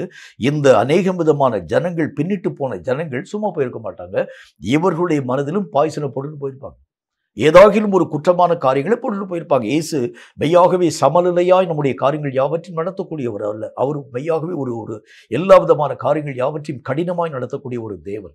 ஒரு மனுஷன் ஏதாகிலும் ஒரு சின்ன ஒரே ஒரு தவறான ஒரு காரியத்தை செய்ய ஆரம்பிச்சா கூட அவைகளை நேருக்கு நான் முகதாட்சியம் பாராமல் கடிந்து கொள்ளக்கூடியவர். இனி நாம் அவரோடு கூட நடக்கிறது எப்படி? இப்படிப்பட்ட வார்த்தைகளை பேசக்கூடிய அந்த வார்த்தைகளிலே எங்காகிலும் 1-2 அப்போஸ்தலருடைய மனதிலே விதைக்கப்பட்டிருக்குமோ என்பதற்காகத்தான் கர்த்தர் அந்த வார்த்தை கேட்கிறார். அப்படின்னா என்ன அர்த்தம்? ஒரு கூட்டம் வெளியே போச்சுனாலே அந்த கூட்டம் மற்ற மக்களையும் பாய்சன் பண்ணாமல் வெளியே போகாது. அதுதான் கர்த்தருடைய வேதம் சொல்ல ஆரம்பிக்கிறது. இவைகள் எல்லாம் சாத்தானால் உருவாக்கப்படக்கூடிய தந்திரம். தேவனுடைய திட்டம் என்ன அப்படின்னா ஒரு சட்டத்திட்டங்களுக்கும் சபைக்கும் நீங்களும் நானும் அடங்கி இருக்க வேண்டும். அவைகளின் மூலமாகத்தான் கர்த்தராகிய தேவன் உங்களுக்கு தேவையான வார்த்தைகளை பேசுகின்றார். ஆனால் இந்த ஆடுகள் என்ன செய்கிறது? அவைகள் ஒன்றுக்கும் கீழ்ப்படிய மனமற்றதாய், மேய்ப்பனை குற்றப்படுத்தக்கூடியதாய், மேய்ப்பனுக்கு விரோதமான வார்த்தைகளை பேசக்கூடியதாய், உங்களுக்கு சரியான விதத்தில் எங்களுடைய காரியங்கள் யாவற்றையும் நடத்த உங்களுக்கு தெரியல. இந்த ஆடுகள் இப்போ மேய்ப்பனை பார்த்து குற்றப்படுத்த ஆரம்பிக்கிறது. இந்த ஜனங்களை என்ன சொல்றாங்க பாருங்க. ஆண்டவராகிய இயேசு பேசின வசனங்களை கேட்ட அந்த ஜனங்கள், இது கடினமான உபதேசம், யார் இவைகளை பின்பற்ற முடியும் அப்படி கேட்கிறாங்க. கர்த்தராகிய தேவனை அவர்கள் குற்றப்படுத்துறாங்க. இந்த கடைசி நாட்களில் மேய்க்கக்கூடிய மேய்ப்பர்களையே ஆடுகள் குற்றப்படுத்தக்கூடிய நிலைகளை பார்க்க முடியும். இதெல்லாம் எங்கிருந்து வரக்கூடியது அப்படின்னா, சாத்தானுடைய அநேகம் விதமான தாக்கத்தின் மூலமாய் வரக்கூடிய அநேகம் விதமான வஞ்சிக்கப்படக்கூடிய வஞ்சகங்கள். இவைகள் எல்லாம் தேவனுடைய நியமங்களுக்கு எதிரடையாக நிற்கக்கூடியதாக, மேய்ப்பனையே குற்றப்படுத்தக்கூடியதாக கர்த்தராகிய தேவன் உபதேசங்களை பேசுகின்றார். நீங்கள் என்னிலும் நான் உங்களிலும் நிலைத்திருக்க வேண்டியது அவசியம். ஆகவே நீங்கள் ஜீவ அப்பமாகிய என்னை நீங்கள் உட்கொள்ள வேண்டும். இது கடினமான உபதேசம், யார் இவைகளை ஏற்றுக்கொள்ள முடியும் என்று சொல்லி அது முதல் அநேகம் சீஷர்களிலே அநேகம் பேர் கர்த்தராகிய தேவனை விட்டு விலகி போக ஆரம்பிச்சாங்க. அப்ப இந்த ஆடுகளுக்கு என்ன தேவை அப்படின்னா, அவைகள் எதை விரும்புகிறதோ அதை தான் மேய்ப்பன் பேசும். அவைகளுக்கு விருப்பம் இல்லாத காரியத்தை பேசினா சபை விட்டு வெளியே போயிடுவான். அவைகள் என்னென்ன காரியங்களை சொல்ல ஆரம்பிக்கிறது, ஒருவேளை அதாவது 3வது ரோல காணப்படக்கூடிய இந்த மனுஷன் தப்பு பண்ணக்கூடிய அது ஒரு மனிதனாக இருக்கிறார். மற்ற ஆடுகள் எல்லாம் அவைகளை பற்றி அந்த மனுஷனை பற்றி குற்றப்படுத்தக்கூடிய நேரத்தில் அவனை குறித்து ஒரு வார்த்தை மேய்ப்பன் பேசவில்லை என்று சொன்னால் மற்ற ஒட்டுமொத்த ஆடுகள் வெளியே போயிடும். நாங்கள் எங்களுடைய மனதில் இருக்கக்கூடிய அந்த விஷயத்தை நீங்கள் வெளிப்படுத்தி பேசாதிருக்கக்கூடிய ஒரு மெய்ப்பனாக இருக்கிறது உண்டானால், இனி உங்கள் சத்தத்தின்படி நாங்கள் மெய்யாகவே செவி கொடுக்கிறது எப்படி என்று சொல்லி ஆடுகள் முழுவதும் சபையை விட்டு விலகி போகிறதை பார்க்க முடியும். அப்படின்னா என்ன அர்த்தம்? மேய்ப்பனை தன்னுடைய கண்ட்ரோலுக்கு கீழாக கொண்டு வரக்கூடிய முயற்சி. இவைகள் எல்லாம் வஞ்சிக்கப்படக்கூடிய வஞ்சம். இந்த கடைசி நாட்கள்ல சாத்தான் ஒவ்வொரு மனுஷனுடைய மனதிலும் விசுவாச மார்க்கத்தில் முன்பெல்லாம் எப்படி காணப்பட ஆரம்பிச்சாங்க பாருங்க. தேவனுடைய வார்த்தைகளை அந்த அந்த அப்போஸ்தலர்கள் பேசக்கூடிய நேரத்தில் அப்போஸ்தலனாகிய பரிசுத்த பவுல் சொல்கின்றார், நான் பேசின வார்த்தையை அது ஒரு மனுஷனுடைய வார்த்தையாக நீங்கள் ஏற்றுக்கொள்ளாமல் தேவ வார்த்தையாகவே நீங்கள் ஏற்றுக்கொள்வீர்கள் என்பதற்கு நான் சாட்சியாக இருக்கிறேன் சொல்றார். அந்த ஆண்டவராகிய தேவனே உங்கள் மூலமாய் பேசினார் என்பதைப் போல நீங்கள் அவைகள் எல்லாவற்றையும் அப்படியே உங்கள் வாழ்க்கையில ஏற்றுக்கொள்ள ஆரம்பிச்சீங்க. ஆனா இன்னைக்கு இருக்கக்கூடிய விசுவாச மார்க்கத்தாருடைய நிலைகளை பாருங்க. அவர்கள் எதிர்த்து நின்று கேள்வி கேட்க ஆரம்பிக்கிறாங்க. அந்த நாட்களிலே சொல்லப்படக்கூடிய ஒவ்வொரு விதமான சட்டத்திட்டங்கள், சத்தியங்கள், எல்லா விதமான காரியங்களை ஜனங்கள் எந்த விதமான முறுமுறுப்பும் இல்லாமல் ஏற்றுக்கொள்ள துவங்கினாங்க. ஆனால் இன்றைக்கு சபையிலே காணப்படக்கூடிய ஒவ்வொரு மக்களும் தேவ நியமங்களுக்கு எதிர்த்து நிற்கக்கூடிய ஒரு மக்களாக இருக்கிறதுனுடைய காரணம் என்ன? அவர்கள் ஒரு வார்த்தையை பேசினாலும் 10 முறை யோசிச்சு பார்த்து இது ஒருவேளை இவனுக்கு விரோதமாக பேசுறான், அவனுக்கு விரோதமாக பேசுறான்னு சொல்லி ஏதாகிலும் ஒரு மனிதன் தவறான விதத்தில் இந்த ஒரு காரியத்தை புரிந்து கொண்டு சபை விட்டு வெளியேறி போய்விடுவானோ என்று சொல்லி பயந்து பயந்து பேசக்கூடிய போதகருடைய நிலைகளை பார்க்க முடியும். அப்ப இதுக்கு என்ன காரணம் அப்படின்னா, வஞ்சிக்கப்படக்கூடிய வஞ்சகங்கள் சாத்தானால் மெய்யாகவே விசுவாச மார்க்கத்தாருடைய மனதிலே ஊன்ற ஆரம்பிச்சதுனால இவர்கள் எல்லாரும் எங்களுடைய கட்டுப்பாட்டில் இருக்கிறாங்க. நாங்க காசு கொடுத்தா தான் இவர்களுடைய ஊழியமே நல்ல ஒரு முறையில் உருவாக்கப்பட முடியும். நாங்க இந்த ஒரு காரியத்தை செஞ்சா தான் அந்த ஊழியத்தை நல்ல முறையில் செய்ய முடியும். கர்த்தராகிய தேவனுடைய வேதம் சொல்லக்கூடிய நல்ல ஒரு வார்த்தையை பாருங்க. நீங்கள் இந்த காரியத்திற்கு ஆகாதவர்களாய் போகிறது உண்டானால் தேவனாகிய கர்த்தர் இந்த கல்லுகளிலே இருந்தும் ஆபிரகாமுக்கு பிள்ளைகளை உருவாக்க முடியுமா? அப்படின்னா ஆண்டவராகிய தேவன் சொல்லுகின்றார், யாரையும் நம்பி இந்த ஊழியர்களை கர்த்தராகிய தேவன் வைக்கலாம். இவன் இல்லாமல் இந்த ஊழியத்தை செய்ய முடியாது, அவன் இல்லாமல் இந்த ஒரு ஊழியத்தை செய்ய முடியாது, இவன் இருந்தால் தான் இந்த ஊழியத்தினுடைய எல்லா விதமான காரியத்தையும் சிறப்பாக இல்லவே இல்லை. கர்த்தராகிய தேவன் நினைத்தால் ஒருவனை உயர்த்தவும் ஒருவனை தாழ்த்தவும் அவரால் முடியும். எவனை கொண்டாகிலும் ஆண்டவராகிய தேவனால் கிரியைகளை நடப்பிக்க முடியும். இவைகளை இந்த கடைசி நாட்களிலே வஞ்சிக்கப்படக்கூடிய வஞ்சகங்களின் மூலமாய் வரக்கூடிய அநேக விதமான வித்துக்கள் விசுவாச மார்க்கத்தாருடைய மனதிலே விதைக்கப்பட ஆரம்பிக்கிறதுனாலே சபையினுடைய நியமங்களுக்கு எதிர்த்து நின்று சபையினுடைய போதகர்களை அநேகம் விதமாக தங்களுக்கு கீழாக அடிமைகளாக மாறப்பண்ணி தங்களுடைய வாக்குகளின் படியே நீங்கள் காரியங்கள் யாவற்றையும் பேச வேண்டும், தங்களுடைய வார்த்தைகளின்படியே செயல்கள் யாவற்றையும் செய்ய வேண்டும். இப்படி சபையினுடைய கட்டுப்பாடுகள் யாவற்றையும் தங்கள் வசமாக ஏற்றுக்கொள்ளக்கூடிய ஆடுகளின் நிலைகள் ரொம்ப பரிதாபமான ஒரு காரியம். இந்த மாதிரி விஷயத்துல தான் நீங்களும் நானும் ஜாக்கிரதையாக இருக்க வேண்டியது அவசியம். ஒரு காலத்துல ஆண்டவருடைய வார்த்தை என்று சொன்னால் அந்த வார்த்தைக்காக நீங்களும் நானும் ஆவலாய் காத்திருக்கக்கூடிய ஒரு நிலைகளின் ஊடாக காணப்பட முடியும். கர்த்தருடைய வசனத்தில் நம்ம வாசிக்கிறோம், நெகேமியாவுடைய காலத்துல ஆண்டவராகிய தேவனுடைய நாமத்தினால் அந்த ஆலயங்கள் எல்லாம் கட்டுமான பணிகள் எல்லாம் ஆண்டவருடைய சித்தத்தின்படி உருவாக்கப்பட்டு முடிந்தது. தேவனுடைய வேத பாதகனாய் காணப்படக்கூடிய எஸ்ரா கர்த்தருடைய வார்த்தைகளை பிரசங்கம் பண்ணும்படிக்காய் கடந்து வருகின்றார். அந்த நேரத்துல கர்த்தருடைய வார்த்தைகளை அறிவிக்கும்படிக்காய் எல்லா ஜனங்களுக்கு முன்பதாக எஸ்ரா என்கிற மனுஷன் நிற்கிறான். திடீரென்று சொல்லி பயங்கரமான மழை பெய்யக்கூடிய நேரம் எல்லா ஜனங்களும் அந்த எஸ்ராவுடைய வார்த்தையை கேட்கும்படிக்காய் எழுந்து நிற்கிறான். அவன் வேதாகமத்தை திறந்த பொழுது எல்லா ஜனங்களும் உட்கார்ந்து இருக்கக்கூடிய ஜனங்களை எதிர்த்து நின்றான். அவ்வளவு நாள் வரைக்கும் அந்த வேதத்திலே காணப்படக்கூடிய வசனங்களை வாசியாது இருக்கக்கூடிய நேரத்தில் இப்பொழுது எங்கள் கண்களுக்கு முன்பதாக வேதாகமம் திறக்கப்படுகிறது என்பதற்காக எல்லா ஜனங்களும் எழுந்து நிற்க ஆரம்பித்தாங்க.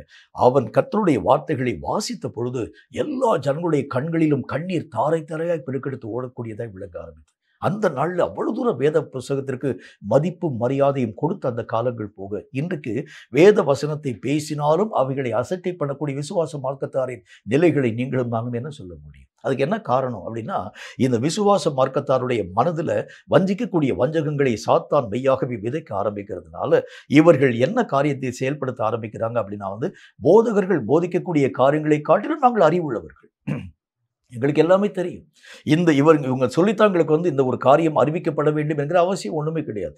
வேதாகமத்தில் எல்லா விதமான விஷயங்கள் யாவற்றையும் நாங்கள் தீர்க்கமாய் அறிந்திருக்கக்கூடிய ஒரு மக்கள் என்கிற ஒரு நிலையை வஞ்சிக்கப்படக்கூடிய வஞ்சகங்களை சாத்தான் உருவாக்க ஆரம்பிக்கிறதுனால இந்த நாட்களிலே கர்த்தருடைய சபையினுடைய நியமங்களை உருவாக்கும் போதகர்களுக்கு விரோதமாக தங்களுடைய கால்களை உயர்த்தும் அநேக விதமான விசுவாச மார்க்கத்தாரை உங்களாலும் என்னாலும் பார்க்க முடியும். போதகர்களை விரட்டி பணிய வைக்கக்கூடிய தன்மைகள். மூன்றாவது ஒரு காரியத்தை பாருங்க, கர்த்தருடைய வேதம் சொல்லக்கூடிய மற்றும் ஒரு வார்த்தையாக யூதாவின் புஸ்தகத்துல அதில் 8வது வசனம் இந்த வார்த்தையை நமக்கு சொல்கிறது. யூதாவின் புஸ்தகம் 8வது வசனம் இந்த வார்த்தையை நமக்கு சொல்கிறது. வாசிக்கிறேன் கேளுங்கள்.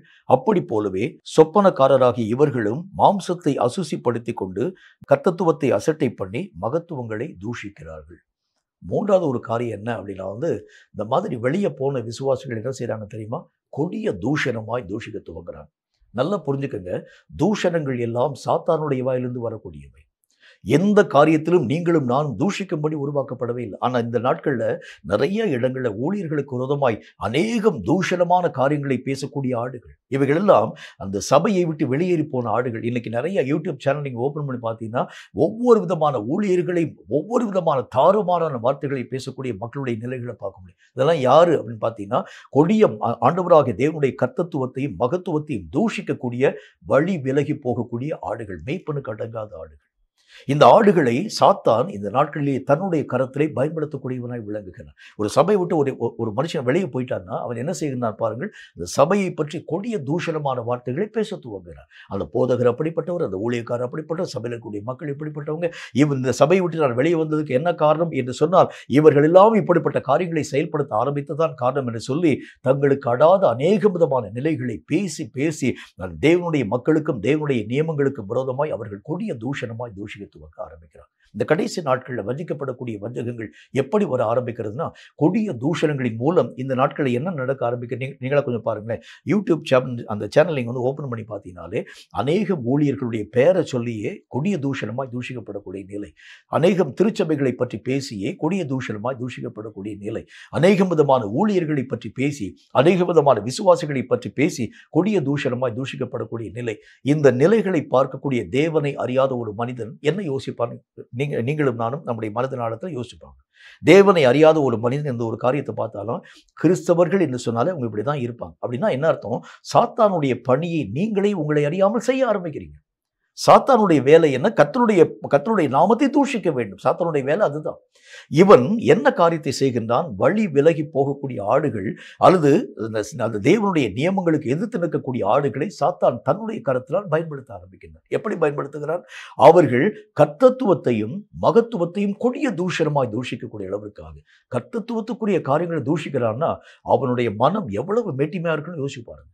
தேவனுடைய மகத்துவத்தை ஒருவர் தூஷிக்கிறான் என்று சொன்னால், தேவனாகிய கர்த்தரால் உருவாக்கப்பட்டிருக்கக்கூடிய சட்ட திட்டங்களை ஒருவர் தூஷிக்கிறான் என்று சொன்னால் அவனுடைய மனம் எவ்வளவு தூரம் துணிகரம் நிறைந்ததாக இருக்கும் என்று யோசிப்பார்கள். எதை பற்றி அக்கறை இல்லாமல், எதை பற்றி பயமே இல்லாமல் இந்த கொடிய தூஷணங்கள் எல்லாவற்றிற்கும் காரணம் என்ன? சபையை விட்டு வெளியே போன அநேக விதமான மக்களுடைய நிலைகள் இப்படியாகவே மாற்றமடைய ஆரம்பிக்கிறதை பார்க்க முடியும். அவர்கள் கொடிய தூஷணமாய் தூஷித்து விடுவார்களோ என்பதற்காகவே பயந்து போன நிறைய சபைகளிலே காணப்படக்கூடிய சபை ஊழியர்கள், போதகர்கள் கூட இவர்களுடைய தூஷணங்களுக்கு பயந்து தயவு செய்து ஐயா நீங்க வந்து எங்களுடைய சபையிலேயே நீங்க வாங்க, நீங்க என்ன சொல்ல நாங்க அந்த வார்த்தைகளுக்கு நாங்கள் வீண் நடக்க மாட்டோம், நீங்கள் சொல்லக்கூடிய சத்திய அந்த வார்த்தைகளின்படி நாங்கள் நடக்க ஆரம்பிக்கிறோம் என்று சொல்லி அந்த தூஷணங்களுக்கு பயப்படக்கூடிய அநேக விதமான போதகர்களுடைய நிலைகளை பார்க்க முடியும். இந்த மாதிரி கொடிய தூஷணங்கள் எல்லாம் எங்கிருந்து வருகிறது? இது கர்த்தராகிய தேவனால் உருவாக்கப்பட்டதில் அவங்க வந்து அதை பயன்படுத்தக்கூடிய ஆயுதம் என்ன? ஒன்று, அதாவது பணம் என்கிற ஆயுதத்தை பயன்படுத்தி ஊழியர்களை தங்களுக்கு கீழாக அடிமையாய் மாற்றிக்கொள்வாங்க. ரெண்டாவது காரியம், நாங்க மட்டுமல்ல எங்க கூட சேர்ந்திருக்கக்கூடிய எல்லா மக்களையும் நாங்கள் வந்து கூட்டிட்டு போயிடுவோம், சபையை ஒண்ணுமில்லாம எம்டி ஆக்கிடுவோம். இப்படிப்பட்ட நிலைகளை அந்த சபைகளுக்கு விரோதமாய் அவர்கள் பயன்படுத்தி மேய்ப்பனை மெய்யாகவே பயமுறுத்தி ஆடுகள் தன்னுடைய எல்லா விதமான பொறுப்புகள் யாவற்றையும் ஏற்றுக்கொள்ள ஆரம்பிக்கிறது. மூன்றாவது காரியம் என்ன பாருங்க, கொடிய தூஷணமாய் நாங்கள் தூஷிக்க ஆரம்பிச்சிருவோம். இந்த சபையில் நடக்கக்கூடிய ஒவ்வொரு விஷயத்தையும் கொடிய தூஷணமாய் தூஷிக்கிறது மட்டுமல்ல, இல்லாத அநேகம் காரியங்களை இட்டுக்கட்டி நாங்கள் பேசி இந்த சபையை இனி நடத்த விடாத அளவிற்கான காரியங்களை உருவாக்க ஆரம்பிக்கும். எத்தனை சபை மூடப்பட்டுச்சு தெரியுமா? எத்தனை தேவனுடைய ஊழியர்கள் நிறுத்தப்பட்டு போயிடுச்சு தெரியுமா? இந்த மாதிரி கொடிய வஞ்சகமான தூஷணங்களின் மூலமாய் எத்தனை ஆவிக்குரிய மக்களுடைய நிலைகள் மெய்யாகவே கெட்டு போகக்கூடியதாய் விளங்க ஆரம்பித்தது தெரியுமா? எத்தனை விதமான மக்கள் ஆண்டவராகிய தேவனுடைய ஊழிய இனி எங்களுடைய வாழ்க்கையில வேண்டவே வேண்டாங்க, நாங்கள் செய்யாத அநேகம் காரியங்களை செய்ததை போல பேசி கர்த்தருடைய நாமத்திற்கு விரோதமான காரியங்களை நாங்கள் செய்ததை போல எங்களை ஒரு குற்றவாளியை போல பேச ஆரம்பிச்சுட்டாங்க. ஆகவே எங்களுக்கு இந்த ஊழியமே வேண்டாம் என்று சொல்லி எத்தனை மக்கள் ஊழியத்தை விட்டு போயிட்டாங்க தெரியுமா? இவைகள் எல்லாவற்றுக்கும் யார் காரணம்?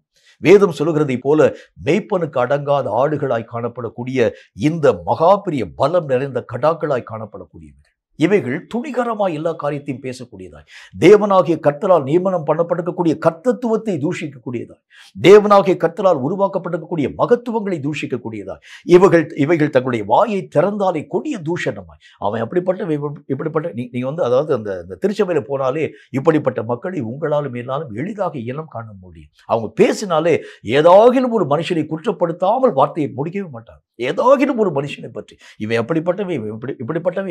இப்படிப்பட்ட காரியத்தை செய்யக்கூடியவன், இவனுடைய தன்மைகளை இப்படிப்பட்ட குறைவுகள் உண்டு, இவர்களோடு கூட நீங்கள் பேச ஆரம்பித்தாலே உங்களை அறியாமல் இந்த மாதிரி கொடிய தூஷணங்கள் நம்முடைய வாழ்க்கையும் பற்றிக்கொள்ள ஆரம்பிக்கிறதை பார்க்க முடியும். இவங்களை ஏன் சபையை விட்டு இந்த மாதிரி ஊழியக்காரங்க வெளியே அனுப்புறான்னு சொன்னா, வெளியே போயிட்டா சபையை பற்றி ரொம்ப கேவலப்படுத்தி வரக்கூடிய விசுவாசிகள் எல்லாவற்றையும் எங்கே நிறுத்தி போட்டு விடுவார்கள் என்கிற ஒரு பயத்தோடு கூட இவர்களுடைய வாய்களுக்கு அவர்கள் அடங்கி இருக்கிறதை பார்க்க முடியும்.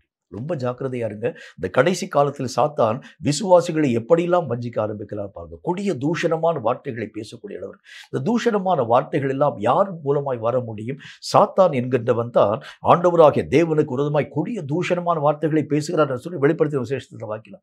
அவனுடைய ஒவ்வொரு விதமான காரியங்களிலும் நீங்களும் நானும் எடுத்து வாசிக்க ஆரம்பித்தால் அவன் கொடிய தூஷணமாக தன்னுடைய வாயை திறந்து பேசக்கூடியவர்களாய் விளங்க ஆரம்பிக்கிறார். தேவையில்லாத அநேகம் காரியங்களை, கெட்ட வார்த்தைகளை, தேவனாகிய கர்த்தரால் அருவருக்கப்படக்கூடிய வார்த்தைகளை துணிகரமாய் பேசக்கூடிய நிலைகள் எல்லாம் எங்கிருந்து வருகிறது? சாத்தானுடைய நேரடியான ஆதீனத்திலிருந்து வரக்கூடிய ஒன்று. இந்த மாதிரி கொடிய தூஷணங்கள் எல்லாம் வருகிறதுன்னு சொன்னாலே நீங்களும் நானும் ரொம்ப ஜாக்கிரதையாக ஆராய்ச்சி பார்த்துக்கணும். என்னுடைய மேய்ப்பனுடைய காரியங்களை ஏற்றுக்கொள்ள முடியலன்னு சொன்னாலே நான் என்னுடைய நிலைகளை ஆராய்ச்சி பார்க்கணும். என்னுடைய போதகரை நான் குற்றப்படுத்த ஆரம்பிக்கிறேன், அவரை குறித்து நான் தூஷிக்க ஆரம்பிக்கிறேன், என் கூட இருக்கக்கூடிய ஒரு மனுஷனை நான் தூஷிக்க ஆரம்பிக்கிறேன் என்று சொன்னாலே என்னுடைய நிலைகளை நான் ஆராய்ந்து பார்க்க வேண்டியது அவசியம். ஏனென்றால் தூஷணங்கள் எல்லாம் சாத்தானுடைய வாயிலிருந்து வரக்கூடிய ஒன்று. எங்காகிலும் சாத்தானுடைய வித்து நம்முடைய வாழ்க்கையில் இருந்தால் தான் இந்த தூஷணமான நினைவும் தூஷணமான வார்த்தையும் நம்முடைய வாயிலிருந்து புறப்பட்டு வருகிறதை பார்க்க முடியும். அப்ப கர்த்தருடைய வேதம் சொல்கிறது, இந்த அதாவது எல்லா விதமான சபிக்கக்கூடிய நிலைகளும் தூஷிக்கப்படக்கூடிய நிலைகளும் சாத்தானுடைய கரத்திலிருந்து வருகிறதுனால இந்த சபைகளிலே இப்படிப்பட்ட காரியங்களை உருவாக்கும் விசுவாசிகளை சாத்தான் இந்த கடைசி நாட்களிலே எழுப்பிக் கொண்டே வர ஆரம்பிக்கின்றான். அநேகம் விதமான காரியங்களிலே தேவனுக்கு எதிரடியாய் பேசப்படக்கூடிய ஒரு மக்களாக, தேவனுடைய கர்த்தத்துவங்களை மெய்யாகவே தூஷிக்கக்கூடிய ஒரு மக்களாக, தேவனுடைய மகத்துவங்களுக்கு விரோதமாய் பேசக்கூடிய ஒரு மக்களாக, தேவனாகிய கர்த்தர் ஒரு சபை என்று சொன்னால் அதற்குரிய அநேக விதமான ஒழுங்குமுறைகளை உருவாக்கி வச்சிருக்கிறார் பாருங்க. அவைகளுக்கு எதிர்த்து நின்று தர்க்கம் பண்ணக்கூடிய ஒரு மக்களாய், அவைகளை தூஷிக்கக்கூடிய ஒரு மக்களாய், இவைகள் எல்லாம் எங்கிருந்து வருகிறது? சாத்தானுடைய வஞ்சிக்கக்கூடிய வஞ்சகத்தினால் வருகிறது என்பதை நீங்களும் நானும் கற்றுக்கொள்ள வேண்டியது அவசியம். இன்னொரு காரியத்தை பாருங்க. தானியேல் தீர்க்கதரிசியின் புத்தகத்துல 9வது அதிகாரம் 11வது வசனம் இந்த வார்த்தையை நமக்கு சொல்கிறது. தானியேல் தீர்க்கதரிசியின் புத்தகத்துல 9வது அதிகாரம் 11வது வசனம் இந்த வார்த்தையை சொல்கிறது. இதை கர்த்தருடைய வேதம் என்ன சொல்றது வாசிக்கிறேன் பாருங்க. இஸ்ரவேலர் எல்லாரும் உமது நியாய பிரமாணத்தை மீறி உமது சத்தத்திற்கு செவிகொடாமல் விலகி போனார்கள். அவருக்கு விரோதமாக பாவம் செய்தோம். ஆகையால் தேவனுடைய தாசனாகிய மோசேயின் நியாய பிரமாணம் புஸ்தகத்தில் எழுதியிருக்கிற சாபமும் ஆணையாக்கினையும் எங்கள் மேல் சொரியப்பட்டது. கர்த்தருடைய வேத புஸ்தகத்தில் இந்த கடைசி நாட்களில் எப்படிப்பட்ட விசுவாச மார்க்கத்தார் இருப்பாருங்க அப்படின்னா, கட்டுப்பாடு இல்லாத ஒரு வாழ்க்கை, கட்டுப்படுத்தப்படாத ஒரு வாழ்க்கை. இவங்களாம் என்ன செய்யறாங்க பாருங்க, நியாயப்பிரமாணத்திற்கு மீறி நடந்து துரோகமான காரியங்களை செயல்படுத்த ஆரம்பிக்கிறதை பார்க்க முடியும். தேவனுடைய சட்டங்கள், தேவனுடைய நியமங்களுக்கு மீறி நடக்கக்கூடிய தன்மை. சபையில ஆடம்பரங்கள் வரக்கூடாதுங்கிறது கர்த்தருடைய சட்டம். ஆனால் இந்த நாட்களில் சபையிலே ஆடம்பரங்கள் மிகுதியாய் உள்ளே வருகிறதை பார்க்க முடியும். ஊழியங்கள் ஆடம்பரங்கள் உங்களுக்கு தேவையில்லை, அது கர்த்தருடைய திட்டம். ஊழியங்கள் என்று அழைக்கப்படக்கூடிய மற்றவர்களுக்கு நீங்களும் நானும் செய்ய வேண்டிய ஒரு கடமை. இதில் நமக்கு ஆடம்பரம் நமக்கு தேவையில்லை. நமக்கு இயன்ற காரியங்களின் ஊடாக நம்ம கடந்து போய் ஊழியங்களை செய்யணும். ஆனால் இவர்கள் அநேக விதமான காரியங்களை சட்டத்திற்கு புறம்பாக நிறைய விஷயங்களை செயல்படுத்த ஆரம்பிக்கிறதை பார்க்க முடியும். அதில் குறிப்பாக ஒரு விஷயத்தை உங்களுக்கு சொல்லணும். இன்றைக்கு அநேக விதமான திருச்சபைகளில் ஊழியங்களில் இருக்கக்கூடிய முக்கியமான ஒரு காரியம் என்ன அப்படின்னா, ஆடைகளிலே கட்டுப்பாடு இல்லாத ஒரு வாழ்க்கை. நிறைய இடங்களை நீங்க பார்க்க ஆரம்பிக்கிறது உண்டானா, மற்றவர்களுக்கு இடர்களை உருவாக்கக்கூடிய அநேக விதமான ஆடை ஆபரணங்களை அணியக்கூடிய திருச்சபையிலே காணப்படக்கூடிய மக்களுடைய நிலைகளை பார்க்க முடியும். இதை குறித்து சபை போதகர் பேசினா சபை விட்டு வெளியே போயிடுவாங்க. நீங்க இந்த சபையில இருக்கக்கூடிய நீங்கள் வந்து நின்று செய்திக்குரிய காரியங்கள் மட்டும்தான் பேச வேண்டுமே தவிர ஆடை ஆபரணங்களை பற்றி ஒரு வார்த்தை நீங்க சொல்லக்கூடாது. எங்கள் மனம் போல போக்கும்படி பாதி ஆராதனை நாங்கள் எழுந்து போவோம். நீங்க எந்த விதமான காரியத்தையும் எங்களுக்கு விரோதமான வார்த்தையை பேசக்கூடாது. நாங்கள் பாதி ஆராதனை நடக்கக்கூடிய நேரத்தில் தான் நாங்கள் வீட்டிலேருந்து நாங்கள் அந்த ஆராதனைக்குள்ளாக நாங்கள் பங்கு வருவோம். நீங்கள் ஒரு வார்த்தையும் எங்களுக்கு விரோதமாய் பேசக்கூடாது. இப்படி கட்டுப்பாடு இல்லாத ஒரு வாழ்க்கை. இந்த கடைசி நாட்களில் சாத்தானுடைய நிலைகள் எப்படியாய் சபையிலே காணப்படும் விசுவாச மார்க்கத்தாருக்குள் வருகிறது அப்படின்னா, நான் ஏன் அவர்களுடைய வாழ்க்கை அந்த வார்த்தைக்கு நான் மெய்யாகவே கட்டுப்பாடு நிறைந்த ஒரு மனிதனாக இருக்க வேண்டும்? அந்த வார்த்தைகளுக்கு நான் ஏன் கீழ்ப்படிய வேண்டும்? என்னுடைய மனம் போன போக்கின்படி தான் நான் நடப்பேன். ஏனென்றால் நான் அந்த சபைக்கு தேவையான ஒவ்வொரு காரியத்தையும் நான் கொடுக்குறேன். நான் காணிக்க கொடுக்குறேன், தசம பாகம் கொடுக்குறேன், ஊழியத்தினுடைய ஒவ்வொரு விதமான காரியத்தை நான் எல்லா விதமான சப்போர்ட் யாவற்றைப்படுகிறேன். பின் ஏன் என்னுடைய சபை போதகர் என்னை கண்டித்து உணர்த்த வேண்டும்? இப்படித்தான் இந்த கடைசி நாட்களில் நிறைய விதமான மக்கள் வழி விலகி கடந்து போக ஆரம்பிக்கிறாங்க. சபை என்று அழைக்கப்படக்கூடியது எப்படி இருக்க வேண்டும்? அது பரிசுத்தம் நிறைந்ததாய், பயபக்தி நிறைந்ததாய், ஆராதிக்கப்படக்கூடியதாக, அந்த இடத்துக்குள்ள வரும்போதே ஆண்டவர் ஆண்டவராகிய தேவனுடைய மகிமையின் பிரசனத்தை உணரக்கூடியதா இந்த சபையினுடைய காரியம் காணப்பட வேண்டும். ஆனா இன்னைக்கு ஒரு சபையில் நீங்க உள்ள போய் பாருங்க, இந்த சபையிலே அநேக விதமான திருமணங்கள் என்று அழைக்கப்படக்கூடிய காரியங்கள் உருவாக்கப்பட வச்சுக்கோங்க.